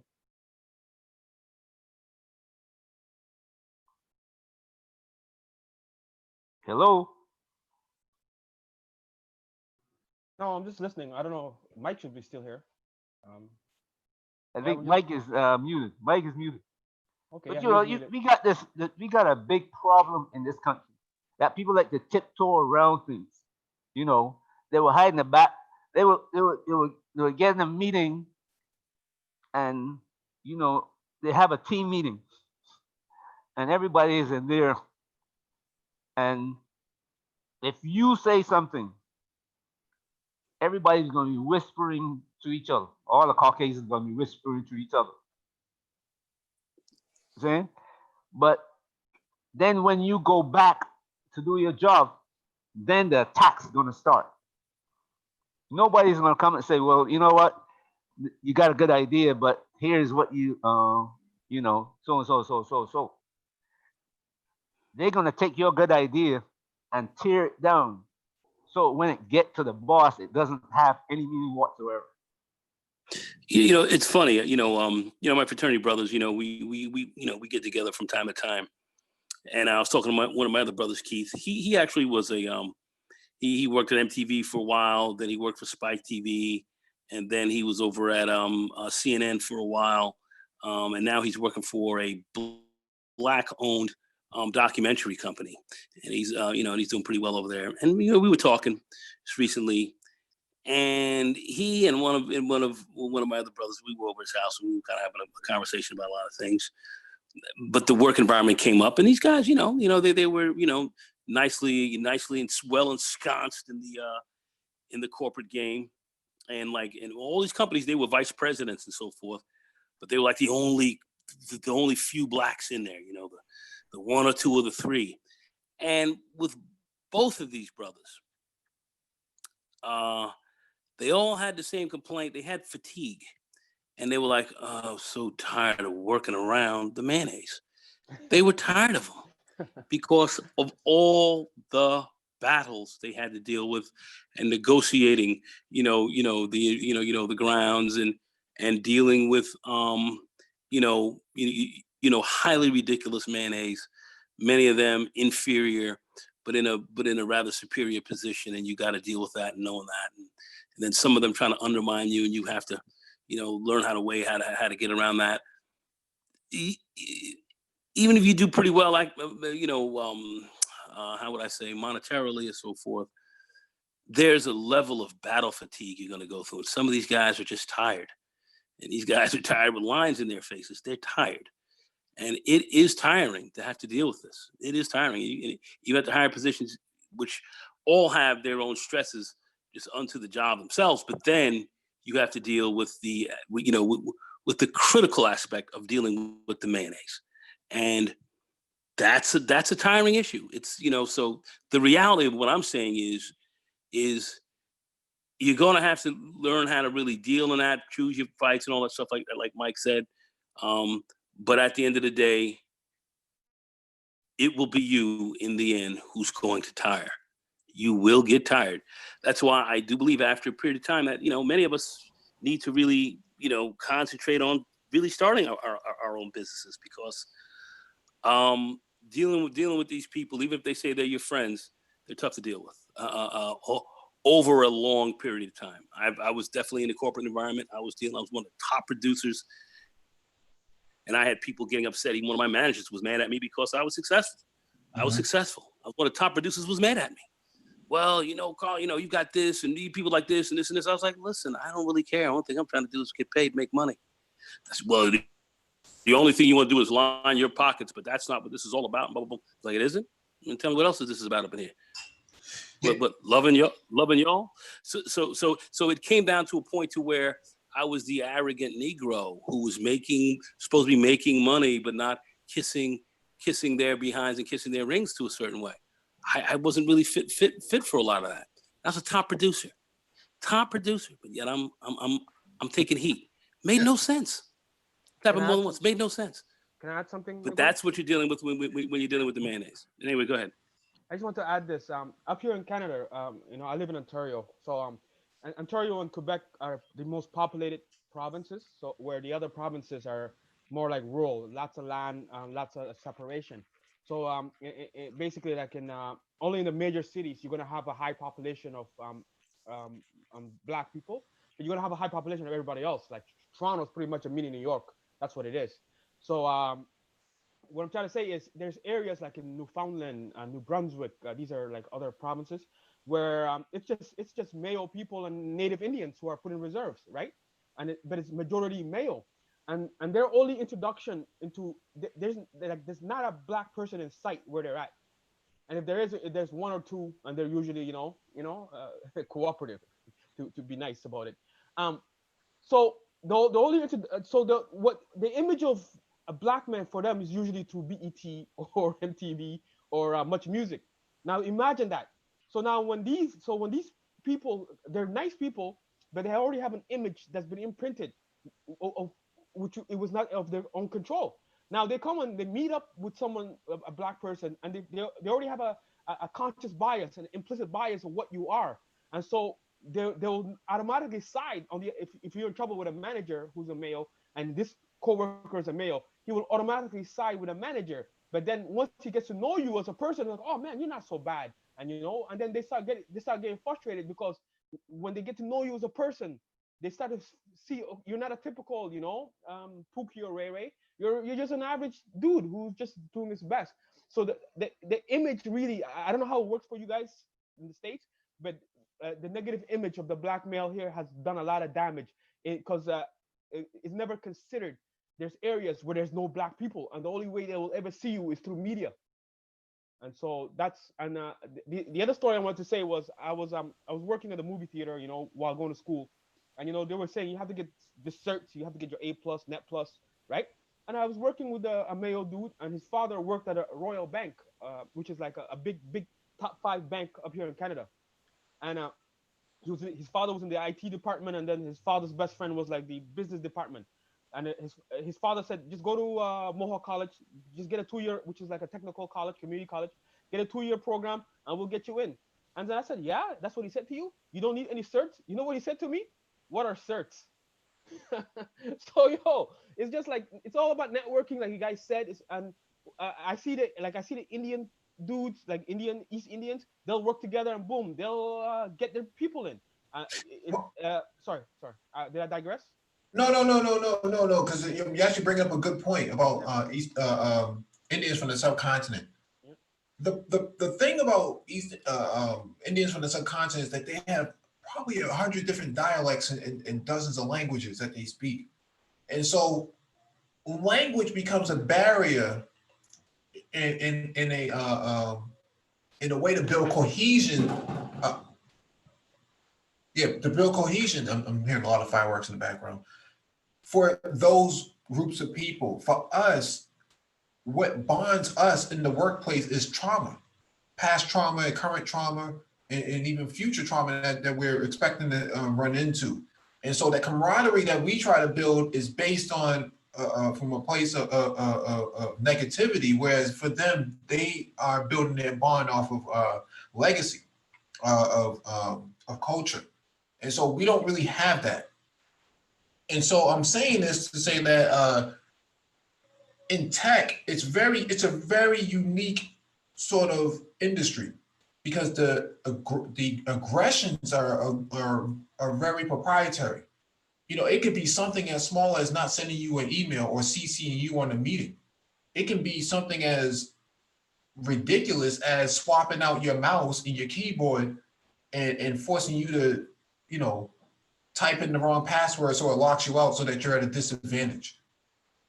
You understand what I'm saying? There's a myriad of issues, not answering a ticket that you may have opened up, letting it sit for a few hours, let you stew in your own juices, that sort of deal, right? I mean, one place I was working back in the day, the whole office or the whole team went to go to the movies theater, and I had to sit in the office. Not because I did something wrong, but because they didn't buy me a ticket. That's the sort of stuff that, sort of aggressions that they have, and then they come back with all the popcorn and laughing. But, what are you going to do about that? Yeah, Mike, I know what you mean. I call that passive aggressive because up here they'll smile in your face with a knife ready for your back, and I've experienced it my whole life, so I know what you mean. They'll smile and that's the part I can't get. Like when they can actually smile at you, bro, and like I'm your friend, but boom, before you know it, you're getting stabbed in the back. So you do have to know how to navigate. This is a lessons that have to be learned until everything is until everything is just, which I don't see in the next, at least not in the next 30 years. You know what I mean? Yeah, and that's why when it comes to IT certifications, a lot of time they'll reject IT certifications because they know that's the great differentiator between them and yourself. And so, That's exactly right. yeah, they don't want you to get no certification because they don't want you to have an advantage over them because they didn't go out and get their certification because nepotism nullifies the whole purpose of a certification in the first place. But that's why I say for everyone who's out here getting in this IT game, get your certifications. I was talking to the young brother, said, let's get this Python stuff. Now, mind you, you don't have to have a certification in Python, but if you do have it and you walk into a position and you have Python, you're interviewing for a position, you have, the 3 or 4 various modules of Python certifications that really show that you have a skill set. That lets people know that you're competent. You're competent in that job. So you're going to walk in there and you're going to know, hey, listen, I'm a player. I'm on the table. So you're going to have to seriously consider me. And when they look at that, they know they're dealing with somebody who's relatively serious, and has the fundamentals together. They've got the fundamental game right. And where they're bringing in their buddies who are not competent or not capable, and they'll come in there and they'll mess up code, and somebody's got to walk behind them and clean everything else up and all that. Yeah, they can survive that, but the name of the game is you walk in there showing that you can compete, and that's the name of the game, man. That's the name of the game. They definitely don't want you to have that. They don't want you competing stronger. They don't want it. Yeah. I mean, I understand why they want it that way, but that's why we have to put our best feet forward. Put our best feet forward. I don't see any way around it, because you're not going to get the nepotism. You're not going to get the inside deals like they have for their friends. That's just the reality. That's why you want to walk in there strong. Like Mike can tell you, and anyone else here who's at maybe engineering cannabis, who else can tell you, a lot of top-notch black IT people you see, they have a myriad of skills. They programming, they networking. They've got great system admin skills. I mean, these guys have a lot of skills. And you see other the mayonnaise folks who may be at the kind of the same level. They may not have all those skills. Right. But this guy to move up, he had to have all of this. So you see a lot of these guys are even more skilled than a lot of these guys that are there. Some of these guys are literally at a CTO level when you start getting to the higher levels of some of this stuff. And they don't have the CTO position, but they can be a chief technical officer anywhere, because they can do a lot of different things. They've got hands-on experience in a lot of different areas. And and they're not as high up. So that's where we are in this. Anyway, go ahead. Gentlemen, I want to add this. This is very important. Like, I wasn't. I will say this. Shout out to Dr. Joy DeGray. She always says, I forgot what the percentage. She always said a black boy socialized to deal with quote unquote racism stands a 20% better chance of success than one who is not. So I wasn't socialized how to deal with this. And what I'm trying to say is I always felt like I had to do some kind of monkey dance because I'm always around male people. Where I'm at, it doesn't matter. Like, I have to prove I'm not a buffoon, I have to prove I'm not this. I have to go that extra mile. And I always felt uncomfortable. Like, I see myself just like you. I'm no better, I'm no worse. Why do I have to do all this? Like, I have to it's almost like walking on eggshells when I'm around them. You gotta be so careful. And I always hated it. It was tiring, right? But I remember working in a call center with another black man who carried himself properly, and like you could just tell. And he always like talked highly of his mother. He grew up in a single home, but he carried himself in a way where he did it right. You know what I mean?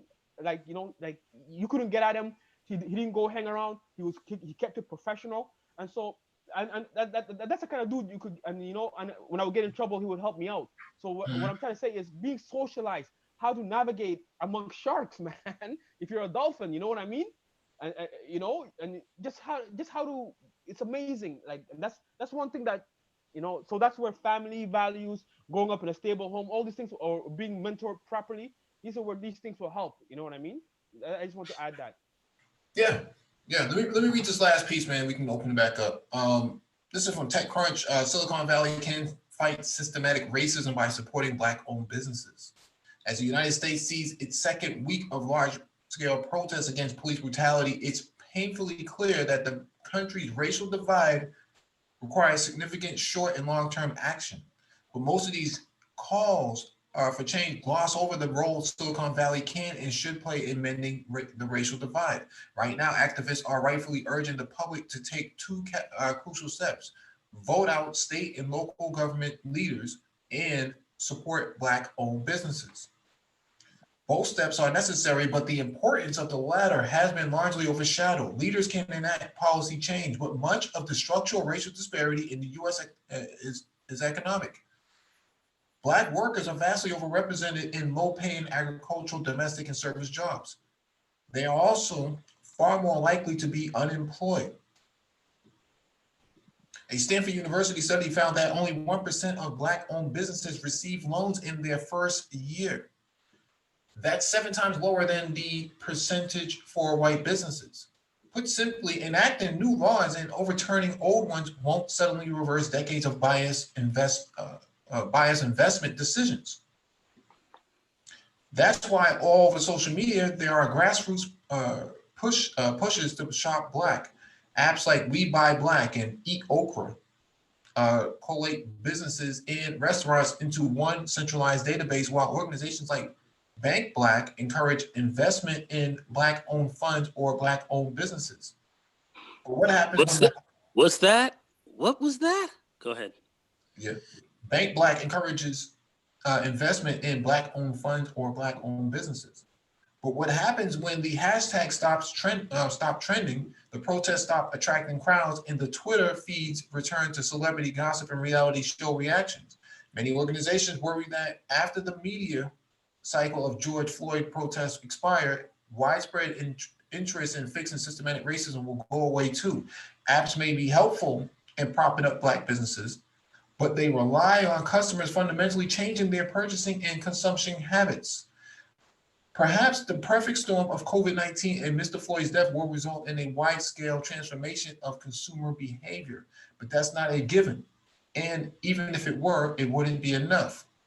To systematically fix underinvestment in Black businesses, we need big tech to step up now.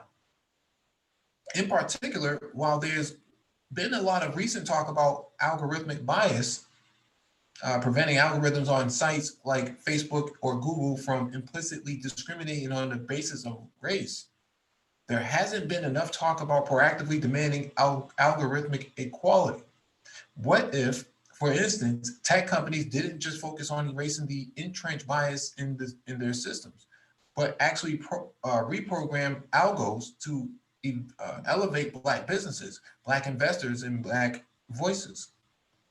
This shift could evolve deliberately increasing the proportion of Black created products or restaurants that make it onto the landing pages of sites like Amazon and Grubhub, less dramatically.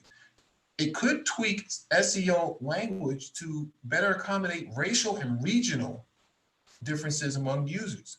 The algorithmic structures behind updates like Panda could be repurposed to systematically encourage the consumption of Black created content, allowing Black voices and Black businesses to get proportional purchase in the American consumer diet. There's also no compelling reason to believe that these changes would harm user experience. A recent Brookings study found that minority-owned businesses are rated just as highly on Yelp as white-owned businesses. However, these minority-owned businesses grow more slowly and gain less traction than their white-owned counterparts, resulting in an annual loss of $3.9 billion across all Black businesses. $3.9 billion across all Black businesses. To help resolve this glaring inequality, Yelp could modify its algorithms to amplify high-performing Black-owned businesses. This could significantly increase the annual income of quality Black entrepreneurs, while also increasing the likelihood of an overall investment in Black small businesses. at the very least, giving black businesses a short-term algorithmic advantage in takeout and delivery services could help stem the massive economic breach caused by coronavirus and could help save 40% of minority-owned businesses that have shut down because of the pandemic. Nothing can undo the losses of George Floyd, Breonna Taylor, and Ahmaud Arbery, or the countless other Black Americans who unjustly died as a result of this country's broken system. What we can do is demand accountability and action from our political leaders and from Silicon Valley CEOs who structure. What is this? Sorry, Mike, you need to move your cursor because it's showing you're going to dox yourself. It's showing all your information. Sorry. Yeah. With thoughtful database modification, online platforms can give Black entrepreneurs, creators, voices the opportunity to compete in inequality that has been denied for too long. See, my thing here, and I understand this is actually a really good article. My thing here is this, and I talked about this many times before. Angel investment into Black startups from the federal government through the SBA, there's enough money inside these places that they could transfer it back into angel and startup investment incubators, okay, and accelerators, tech incubators and accelerators. That would solve a whole lot of problems. In terms of supporting Black businesses, okay, you support a few restaurants here and there. So what? So what? People were going to eat there anyways. If we're talking about $3.9 billion, what does it say right here? $3.9 billion loss. I think we should allocate $3.9 billion for the loss into an investment firm, into a angel investment fund, so that we can have, that level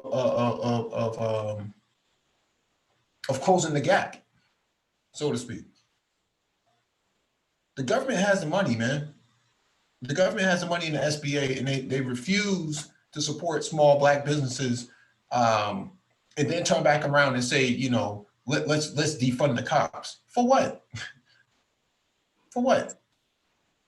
Why now? I mean, this stuff has been going on when Giuliani and all these other assholes were in power. The Mazungas were in power, all these decades, and nobody thought about defunding the cops then.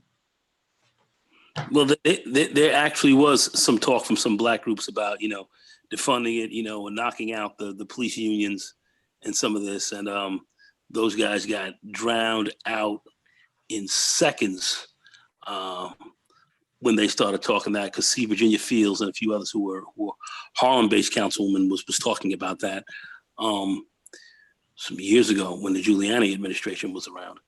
And they were knocking that out.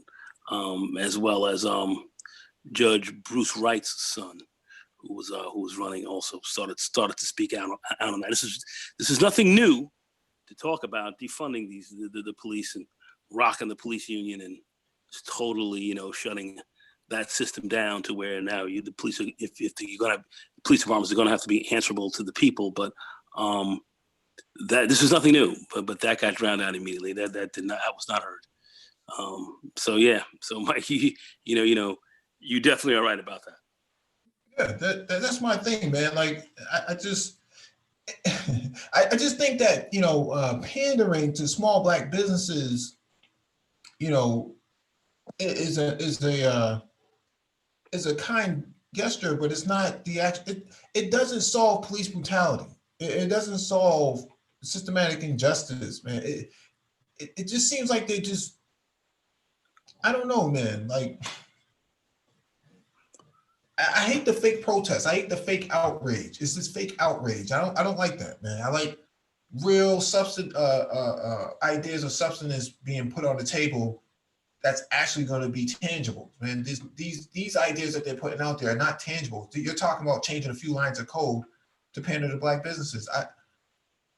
The question is, why was the code like that to begin with? Yeah.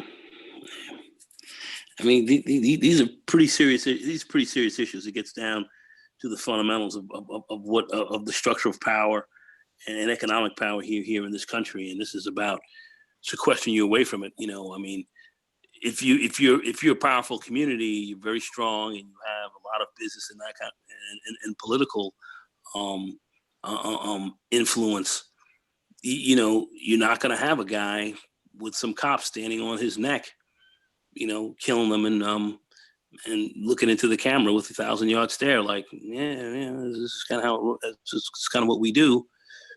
You know, we wouldn't be in that position. So that's the reason why they want you there, because you know they don't want you to have this power. You know, you know, so we're really going to have to, you know, I think it's really coming down to a large extent. Very much in our community, we have to change certain kind of things. We are going to have to buy more black. We are going to have to more invest in the black banking and financial institutions. We've got to make conscious efforts to do this. We're going to have to do that, and then we can certainly move more towards your political agenda and push that a lot. But some of the fundamental things we do as to who we buy from and who we bank with, these are decisions we can make on our own right now, which will have a huge, you know, it won't solve all our problems. It certainly won't, but it will go a long way in solving a lot of your issues. I was thinking about the original Bank of Italy that came here to this country, Bank of Italy, by some small guy who was ultimately a grocer. Then he started a bank to help Italian immigrants get loans for businesses as they were basically coming off the boats and starting their businesses here in the United States. They couldn't get loans from other banks. Many of these, you know, Italians and so forth who were coming over here were looked upon as basically as niggas, and they weren't getting any juice. And so this one grocer who had a fairly successful groceria, he started a bank and built it. It was called the original Bank of Italy. That bank later that is now known as the Bank of America.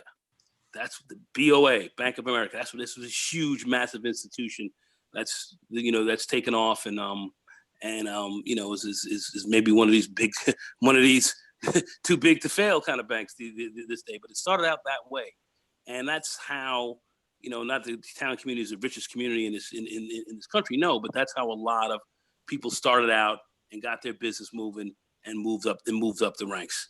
Even the mafiosi who dealt with the bank dealt with them in an honorable way, because they realized that this was something that was helping everybody kind of roll. Literally, I mean, your criminal culture invested and put their money in those banks as well to grow and help to build. Crazy. I mean, this may sound insane, but this is what happened. And that's why when I say when we should be looking at us banking and really being very serious about that, it goes a long way. And our financial institutions that we develop can go a long way of helping us in business. I am totally convinced at this stage now, with all the years I've been out here, that the white system, the white society, if you will, on the whole, they're not going to be down with you like that. They just are not. That's just how it is. They're not going to be down with you like that. We're going to have to, you know, deal with some hardcore realities and really have to really deeply invest in ourselves. Because if we don't, you as a group are going to go out, you know, or you know, who knows what's going to happen, but we're not going to be successful. And we've been okay. We've been actually fairly successful under the worst of circumstances. So if we actually really put together a lot of dollars and coalescing, and that's $5 here and there, literally, in accounts, we're going to be the beneficiaries of that. And that's just an idea we have to think. We have to change the way we think. We have to bank and buy and deal with ourselves from a financial level, which will help us immensely.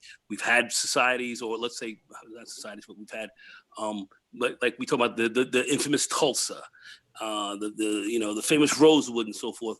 These things were going on there like that. That's why they were so successful. They were attacked because of their success.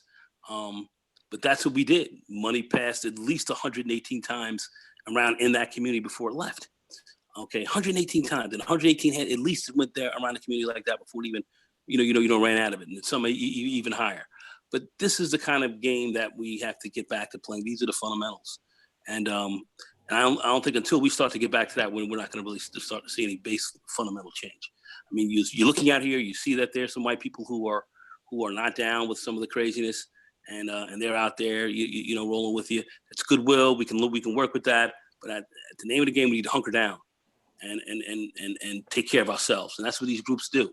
Remember, the Bank of Italy turned into the Bank of America.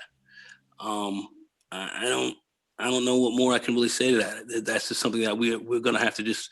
We're gonna have to get with that, and the sooner we do, the faster we embrace that, the better we're gonna be. Thank you, Ngon. I was actually trying to figure out the name, the name of that man. Is it AP Gianni? Because I'm googling it right now. I believe it is. Yeah. I forgot what his name is. No, it doesn't matter. No, I was. It's nothing. I was thinking about him the other day, and I was thinking about that.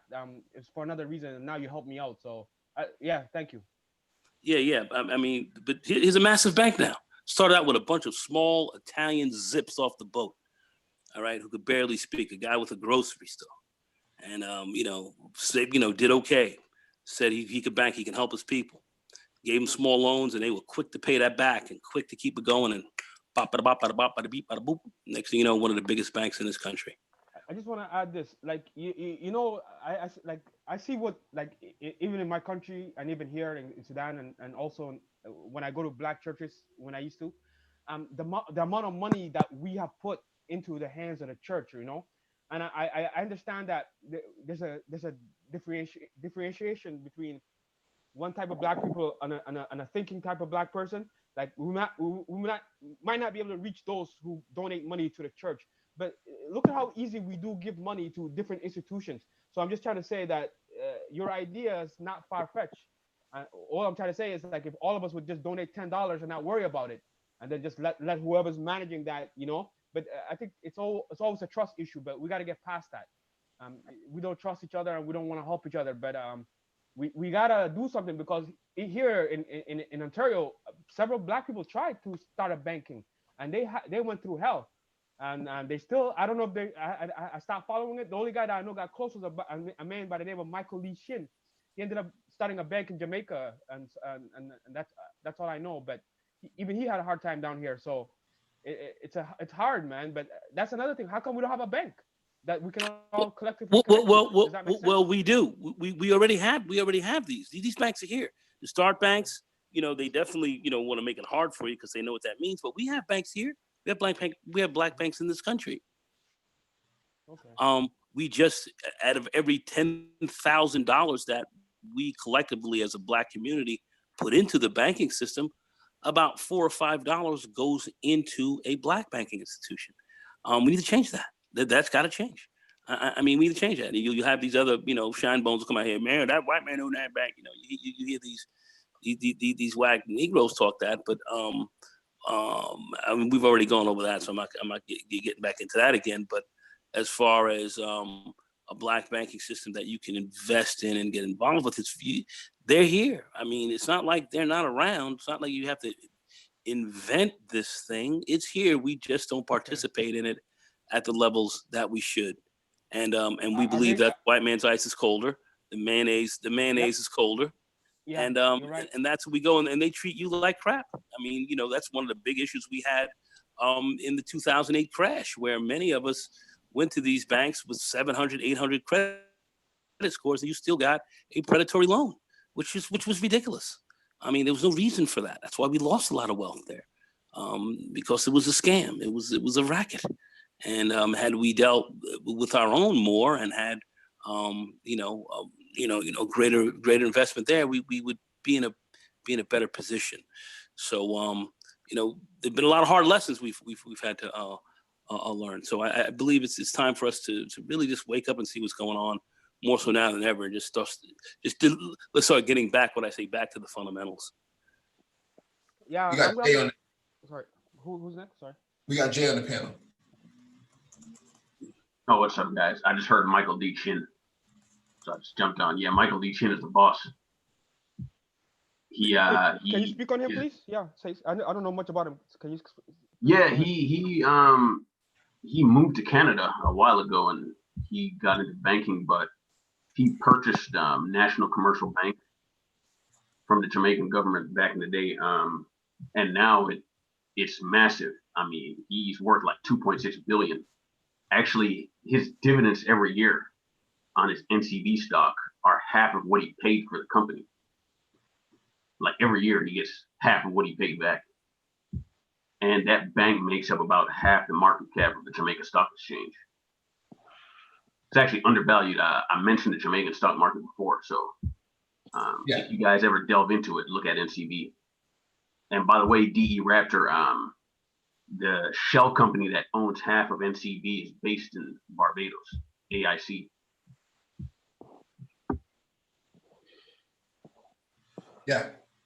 Yeah, I think we covered Michael Leachin before, maybe about a year and a half ago. Definitely good information. Yeah, you did. I think I wasn't around, but I've seen something like that. So I got to do more research on him personally. So yeah, I can't really speak too much on him. Yeah. And like I said before, the thing is, Silicon Valley wants to help, but Silicon Valley also wants to brain drain the Black community of all its human talent, its human capital. And so my thing is, we should be having a mechanism in place that allows us to develop our own tech incubators and tech accelerators, man. $3.9 billion lost to Black businesses. I think we should be compensated for that, man. I think there should be some compensation for that. Yeah. I think there needs to be some kind of institution that we have that actually looks into that. An African American investment bank. I think the money should go right in there, and it should be for Black startups. That's what it should be for. It should be angel investing, seed investing, and venture capitalist investing. So, and then you solve this sort of issue of 5%, less than 5% of tech of employees in tech, man, are actually Black. You would solve that problem overnight. Mike V. Sorry, no, go. Yeah. Go ahead. Yeah, go ahead. No. Go ahead, Bishop. Go ahead. I remember Andre Iguodala. He was on the Breakfast Club, and he was talking about investing in venture capitals and Black techs, but I never really followed it. And I kind of want to know whatever happened to the Kobe's $200 million or $200 billion fund. Like I know his wife got a lot of it, but anybody follow through what's going to happen with that? Is not to count his pocket, RIP, but he's no longer here. Like just to think of what plans he had that have kind of gone away with that man. Am I making sense or no?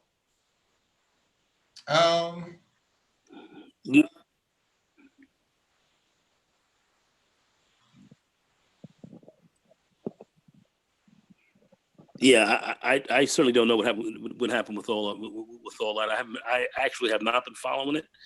I haven't been looking at it that close, but I'm sure whoever the beneficiary of all of his assets and holdings would be the one who would be in control of that. So I would assume that is his wife. That's what I would assume. I don't know how the state was set up, so I wouldn't know. Yeah, I don't think it really matters. I don't think that really matters. Because the issue isn't with Kobe Bryant and whether where those resources went. The issue here is institutional Muzungaism, man. These people, they feel empowered in what they're doing. Pull yourself up by your bootstrap, but then, I'm going to take your boots from you and throw it down the street. You got to go pick up your boots and then put them on. But every time you put them on, I'm going to throw them down the street even further. And that's what they've been doing for all this time. And that's, George Floyd, in regards to, how the tech community is responding to it, everybody is reactionary to this in the tech community. And so before May 29th, 2020, this conversation wouldn't have happened. But everyone's trying to figure out a way to, to basically put on PPE now, a face mask and some gloves and say, well, I don't want to catch, the Muzunga disease that those guys have, the imperialist disease that these guys have. And so we're going to disassociate ourselves from this, and that. It's like, well, that doesn't really solve anything because your organization still has a lot of racist people in it, especially Facebook, right? Um, Facebook, all your social media tech companies have had this problem. We've covered this in the past. There's a black woman, millennial, who talked about this extensively, I think last year. Is it? Think she's at Google. Think she's an engineer at Google, and she talked about this on a TED Talk or something like that. Very interesting, man. You would think tech companies are supposed to be liberal, but they still have the same level of racism that they say conservatives have. Well, we saw that liberal white lady out in New York City, was Obama supporter and the big Democrat and all that kind of stuff. And here she was, oh, there's a black man coming to get me. I'm going to call the cops on you. Next thing you know, she was trying to get a black man killed because he was questioning what she was doing. So we know the deal on the liberals. Liberals are ultra conservatives and right wingers who act a little bit nicer. That's all they are. But their sentiments are really no different. Malcolm X, all them, and spoke about that, and so did MLK. He spoke on that as well. So anyway, we know where that's coming from. But I think to a large extent, black people, we have to really just have to look at what's going on racially here in this country. They try to sequester you away from wealth. We've been counting on them to a large extent. We haven't made a lot of wealth there. Blacks who tend to make the most money I've ever made wasn't with a white company. I did make some nice money on Wall Street, but as far as just working a position, or most money I've made is with myself and working with business, and then some of the black people that helped me, who gave me contracts and stuff like that. A lot of my fraternity brothers and so forth, even in the recruiting business, even though they were working for big white companies, when it came to me being a black company and coming over to them to staff them with good people, they put me on, and it did wonders. So I can just say, when we work with ourselves, we can make a lot of money, and I know exactly how that works. So that's why I suggest that's something that we should always be thinking about and working towards, because it does work. It really does. It really does. And there are a lot of very supremely, awesomely competent black people out here who are extremely competent, extremely sophisticated, and very knowledgeable, who can really help you, do a great deal. And we just need to continue to push in these directions, because it does work. When you put it together and it works, it does work. All right, DE Rap, do you have anything you want to add before we close out? I think DE is having more of his... not really. Just listening in tonight. Most of what I was doing, just listening. Yeah. But thanks for all the information and knowledge that you passed on. Yeah, definitely. I thought you were having your Marby right now, so... Yeah, I was doing some cooking too, bro. I was doing some cooking, man. This late, man? Come on, man. Doing some pumpkin and sweet potato, Okay. There you go, bro. There you go. Yeah, no Uber Eats for DE Rap, I see.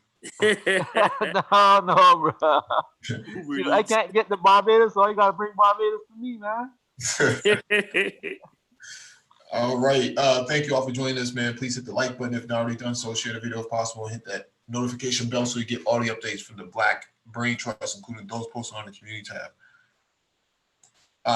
Thank you to everybody who joined the panel and contributed, and shalom.